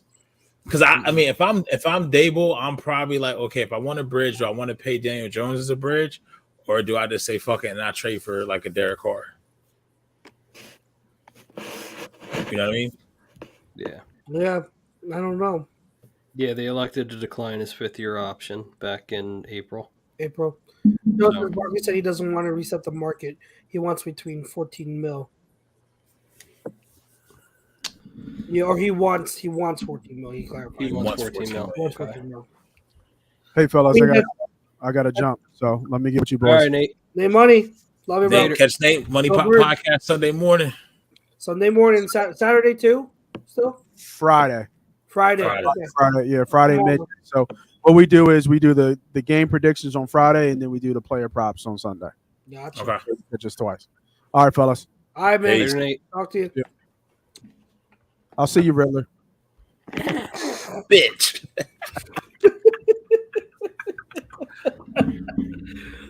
Oh my gosh. The Giants, I do believe this will be like all seriousness. I do think they have a bright future. Oh, they definitely do. They're on the right side. They're ahead of schedule, so I think all things considered. But it would be a mistake to give, in my opinion, Daniel Jones a huge contract. No, it wouldn't. But I think that regime knows it. I think they know they're going to give him a more of a bridge contract to be that bridge quarterback. And then they're going to, So what's the alternative? Like literally, like there's you no either have exactly. you either go out and grab one of the crappy backup quarterbacks that's available, take a risk at like one of the QBs late in the draft, or you give Daniel Jones a fat ass contract. Yeah. So I can think, there'll be some. And for Daniel Jones, I mean, I can't imagine the market would be too hefty for him. So if he wants stability, he wants a guaranteed a starting job for at least next year. Yeah, it would be wise on his part to sign. I'm him. I'm just like, this is my number. If you don't give me what I want, I'll go elsewhere, because there's no one else there for them. Like there's no one else who can really give them stability unless they're going out and getting freaking Tom Brady or Derek Carr. Yeah. Anything else, guys, you want to talk about for the wild card or NFL in general? I know that Don does bring this up. If you guys want to talk about it a little bit. Yeah. Good for Frank. Good for Frank. I mean, I don't know if I would have done that well, but good for Frank. Should have given Steve Wilkes the job. Yeah, I mean, like they were a game away from making the playoffs with him. Yeah, I mean, and Steve Wilkes probably doesn't. He won't probably want to be retained as DC after that, after being passed over. I mean, I would love for him to stay as DC with Frank Wright, but we'll see. Yeah, we'll see. We will see. Alrighty, gentlemen. Last quarter, if I can bring it up. Brought to you by Laundry Travel, specializing in creating the vacation of your dreams at Disney, Universal, or wherever your heart calls you. Let their talented team of travel experts, including A2D's very own Andy Ritz, create a custom vacation for you. Definitely hit them up, guys, if you want a vacation to one of those destinations. Getting a travel agent is a underrated hack when it comes to doing vacations. So definitely hit them up. I don't know anything. What do you guys got? I don't have much. Nothing really. I'm trying to think. Sixers won last night. They beat Ben. Yeah. That was good. George Niang rolling right now, man. Yeah, they're rolling. They're rolling. Yeah, I actually watched it because we went to Applebee's for half off apps, which is solid good. Solid choice. Yeah, I got my Blondie, so I love it. So they had the game on, so I was watching them. To be honest, I didn't even know they were playing the Nets until I saw it. I was like, oh, they're playing the Nets. So okay, cool. Well, they're rolling. They beat the Nets. That's always good. Is anyone going to the game? You guys going to the game? I know I'm not. PY, you said you're trying to get tickets. Yeah, I'm trying to get a ticket. No, I'm not. I mean, it's too cold. I won't be able to enjoy it, and if it goes bad, then I'm gonna be mad. Right, then you're walking home all upset. Yeah, right. Yeah, no. Then you got to deal with. I mean, I won't like. I'm in the minority. I won't even be mad. Like my whole thing this year was, just give me that one, and I'm happy. Oh, I'll be mad. I'll be mad. Joe asked, "Did you see the Eagles are going to aggressively pursue Fangio if Gaddy gets hired?" I did see that report. I would love that. I would love it. I would love that. I definitely would love that. I don't know if we're gonna get him. It seems. But see, that's the type of DC you can get, who's already been a head coach, been to the DC, probably doesn't want another head coaching gig again. Yeah. No. You know what I mean? So wasn't he basically working for us anyway? He was advising. He wasn't really. He's an advisor, yeah. Yeah, he wasn't really. But he lives locally, from what I he does. What I know. Yeah. Really? Yeah. I think he's a New Jersey guy. Yeah. Fangio lives, and he lives in. He was born in Dunmore, which is like an hour away from me. Okay. He was born in Dunmore, PA. Yeah, so he's local. Which is basically the Poconos. He's out there then. Yeah, he's out. He's like literally in the middle of Philadelphia. Yeah, I don't think I have much. Pennsylvania, excuse me. PA.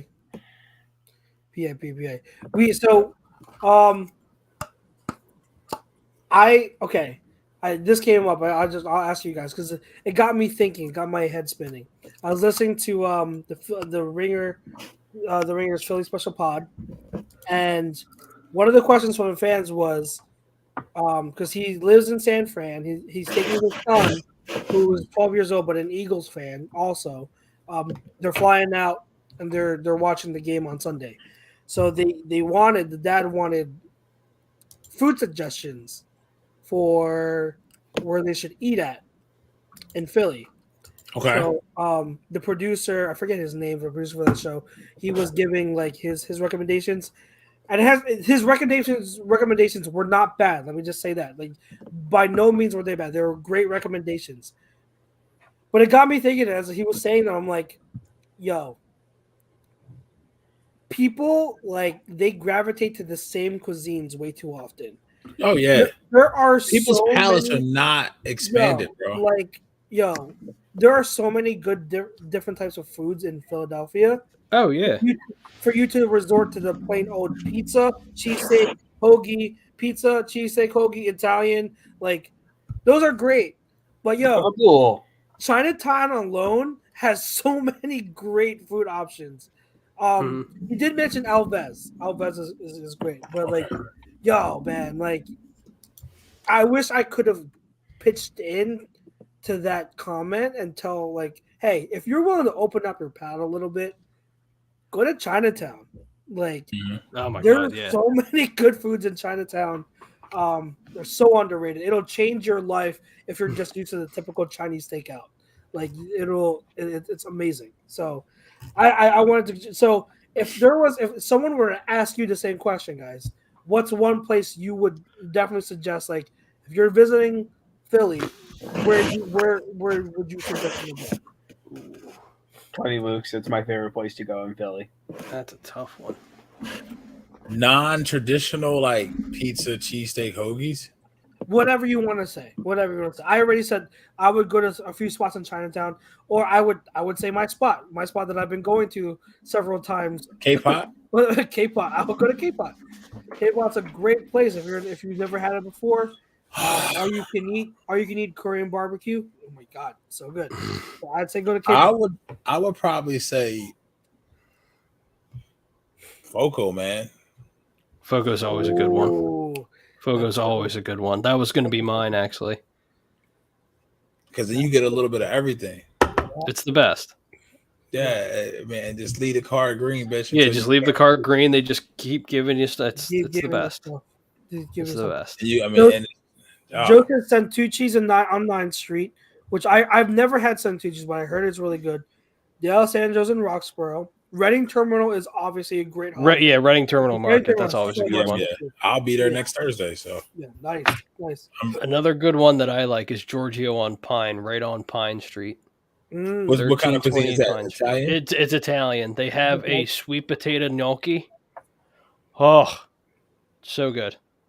Italian makes me so sleepy and get like. That's the point. It's all the carbs and the heavy, yo. A lot of bread. All right, so like my wife likes to make Alfredo sauce from scratch. I came home Wednesday after the gym and everything like that, and I'm like, what's for dinner? She said, I made something that's in the oven. I'm like, oh shit. I look at it and it was literally spinach chicken, homemade Alfredo sauce. I'm like, is this like a potato ball or whatever? She literally took each piece of lasagna and then rolled it made it like a fill. Yeah, bro. Oh my God. Not an Italian trait of blood in her body. I'm offended and I might sue. Bro. It's like she spit in my face. Marlene says Craftsman's Row. I've never heard of Craftsman's Row. I've never heard of that. Interesting. I gotta check that's the thing with Philly too. You have a lot of niche, like little tiny bars. Yeah, we've eaten so many spots in Philly, but we haven't even touched it. Like, there's so many spots that we want to eat at. So yeah, there's. Joe also says honestly, mussels in marinara from Chickies and Pete's. Dude, they give you like a whole bowl. It's nuts. Oh, does it really? Yeah, they give you like a whole bowl. It's crazy. Green Eggs Cafe. Green Eggs Cafe is That's good. a good one. Do I have to get green eggs and ham? Or if you want to. I would also suggest Charter House if you're going for fancy. Oh, Charter that's House nice. No, my dad's taken us there before. It's a really nice place. Oh, it's so good. Yeah, if you love seafood and you want to go for a fancy restaurant, Charter House is probably my favorite fancy restaurant. Yeah, I'm not a big seafood Yeah. guy. Green Eggs Cafe. What is it? Green Eggs Cafe. I never heard of that before. Yeah. I know Green Eggs Cafe. Another good one if you like Greek food, do Greek Lady on South 40th Street. That's a good one. Oh, I haven't heard of them. Yeah, Greek Lady's very good. It's good. I'm right there with you, Don. Ew, mussels. I don't eat any clams or any mussels at all. Really? Okay. Clams, no. Mussels, yes. It's very chauvinistic of me. I'm just not taking. No, I can't. so you wouldn't see. See, I like mussels. I'm not a big clam guy. Mary is. Yeah. Michael Gross. I love clam chowder though. It's weird. Clam chowder. Manhattan or New England? Either or, I don't discriminate. I like both. Yeah, I like both. Ironically, New England does. I mean, I started on New England, but which one in history came first, New England or Manhattan? If you ask New England, they'd say them. I mean, that doesn't shock me. If you guys, that's a double-layered joke, by the way. Pete, if you're talking about texture, I don't know if you guys really want to open your palate. Dude, I've never had it. I've never tried this, but I'm absolutely going to try it when I'm definitely able to get out to like Korea. Live sushi. I despise. Yeah, no, I haven't even had dead sushi, bitch. Have you ever seen it? Have you ever? Yeah, seen I'm good. Live sushi? Are you talking about like those videos where they eat like the octopus and shit? And it's still moving? Yeah. Yeah, nope. Yeah. I do like calamari though. That shit's good with red sauce. Calamari's great. But yeah, live the only sushi. seafood I'll eat. There's some live sushi I won't try, but the octopus I definitely want to try. You love my dad. He does all way. sorts of You seafood. guys, yeah. No. Are you want to talk about opening up your palate? It's opening some things up. That is a factual statement. There's things I want to try. Like I never had dim sum before. I want to try that. Dim sum is nothing but dim sum is just another way of saying breakfast. So dim sum is not a food. It's I thought it was an actual dish. No, it's not an actual dish.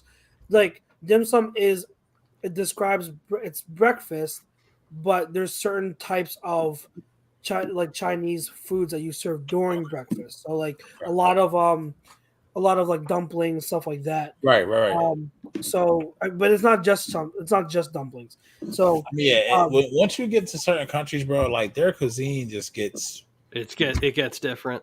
It's so different. Like that's the thing, guys. Like I'm like Mary's even more like more of an adventurous eater, but both of us we're adventurous eaters. Like we enjoy trying different cuisines. That's the thing. Like that's why I've gotten to the point where like when I hear like pizza and hoagies, it's just like it's so bland. That's so right. Yeah, I know what you mean. So basic. Where I've tried like like African food and like different types of just stuff where it's not normal, it's not common, but you don't know what you're missing. Like when we went to Fiji, like I'm usually not a curry guy, but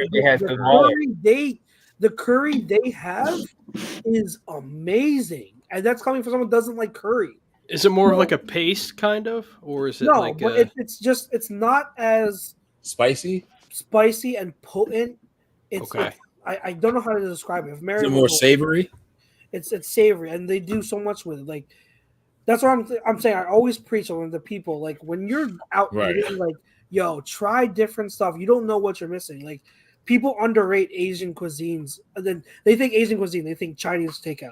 No, that's you haven't even scratched the surface, bro. Like one thing I probably would the first sushi I would eat if I ever had a chance. Probably I would go to Japan to eat whale sushi. I'm sorry, Free Willy.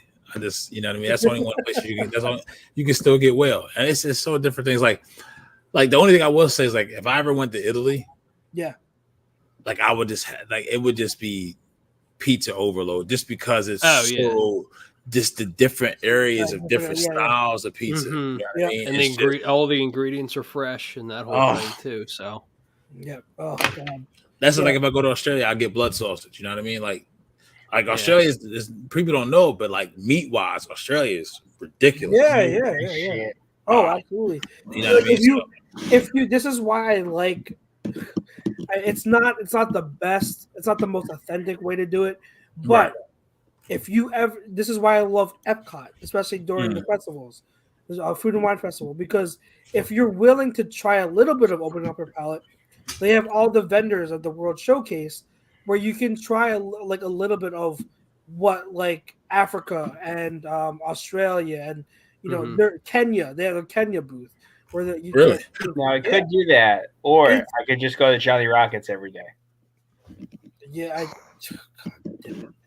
but yeah, it's amazing what you get. Like that's what if you're always hesitant, but like if you're in Disney, go to Epcot during a festival and just try different foods from the World Showcase. You'll be surprised. You'll be very surprised. Like different countries, like they have their. I love how their palates are different to where they are able to cook with different flavors that you never really are exposed to usually, and it's just a different experience. Like, and someone you're not gonna like everything, but to me, trying something at least for the first time, if you don't like it, is a great experience because I can say, hey, like at least I tried it, and it's something that kind of opened my eyes. I think I love that. I love that. He said, take a flight to Tokyo, go to the fish market right off the plane for freshest sushi in the world. That's what I want to do. That so bad. I want to do. My cousin. That's how probably I would have to do it. And then down Joe, I'm so jealous. He said I lived in Northern Italy for 4 years. Pete, dude, wine and pizza. Really? Wine and pizza every day. Ooh. Let's see. He heard Pakistani food is really good. I haven't had Pakistani food. That's awesome. Pakistani food. I've had Ethiopian. I had Ethiopian. I work for Russians, Ukrainians, and with Dominicans. I get different food orders all the time. So does Philly still have the food truck festival at CBP? Yes. They do. They do. I think so. I don't think they've had it in a while. I haven't gone there for when. What year was that? Don says, don't they cut the chicken? Yeah, bro. Listen, they taking it right out the cage, brother. Killing it, preparing it, bro. Have dogs are actual dogs in Russia. Have you been to an authentic like Asian spot if you don't see the ducks hanging out the front window? Duck, so good when done right. Animals, you don't see no animals outside of them parking lots, bitch. No, ducks fly together. You fuck around, find out. Yeah, right. Absolutely. Is this a rat burger? That was pretty good. Oh God. I mean, I think like how those countries that kind of explore different animals and things of that nature, I just think that's what they had available to them. Right? Yeah, absolutely. Yeah, absolutely. So, that's part of the reason why I want to travel because like it's just a different experience. Like I always, I never want to stay inside a box. Right. I want to. Yeah, no, I hear you. Explore like. Experience different things from foods to just everything. So travel is a big thing for me. I want to go into like the Asian supermarket just to get not fresh ramen, but ramen that is not like from an instant pack that doesn't have whatever that TBHQ shit is that's the craze now. Bro, I go with me one day to we usually go for our Asian groceries. There's a place in Cherry Hill. It's a Vietnamese grocery, but they have obviously like a bunch of the different stuff outside of Vietnamese, but that's where we go for our Asian stuff. So like they have 2 whole aisles of noodles, like stuff that you can get for noodles. So you like, bro, and I could have you try different ones that I've got. I have a certain one that my favorite, like it's instant, but it's like it's a better like a Korean noodles kind of thing. Okay. I love it. Oh my god. So yeah, you gotta go with me to the grocery store one day. Todd says, I got you, Chucks. Come to Germany. I'll drive you around. Got people in Italy. Yeah, I've had a little bit of German food, but I've never had like in depth like German. Right. It's something I want to try definitely too. Yeah. All right, guys. Anything else you guys want to hit on? True. I am too. I am too. Bro. I'm gonna get a snack after we get off of here. God, I am too. All right, gentlemen. Well, this Sunday, Championship Sunday, comes down to this. Yes, sir. One win away from the Super Bowl. Huge game. For all of you who are listening, Thank you. definitely enjoy the game. Thank you for tuning in to our show. Definitely, guys, if you're going to the game, give them hell. Give them hell. Absolutely. Please. Go nuts. Go nuts. We need that place rocking from start to finish. So we appreciate you, all the listeners. We had so many interactions today. We had our views were amazing today. So we greatly appreciate you tuning in and watching us ramble and talk about some nonsense. We appreciate the support as always, and we appreciate the support for all of our shows. We got a show for you almost every single day. So keep tuning in to A2D Radio.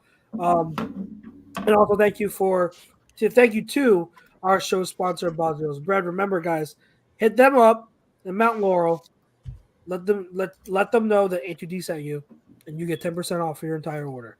That's their stuffed bread, aka Strombolis, are really good. So hit them up if you're in the area. But for myself, for Mr. OG Pete, Mr. Jake Friel, Mr. PY, and Mr. Nate Money, birds of a feather, we will see you next week. Hopefully, we will be celebrating an Eagles win and en route to the Super Bowl. But until then, same time, same place next week. God bless. Good night. Go Birds.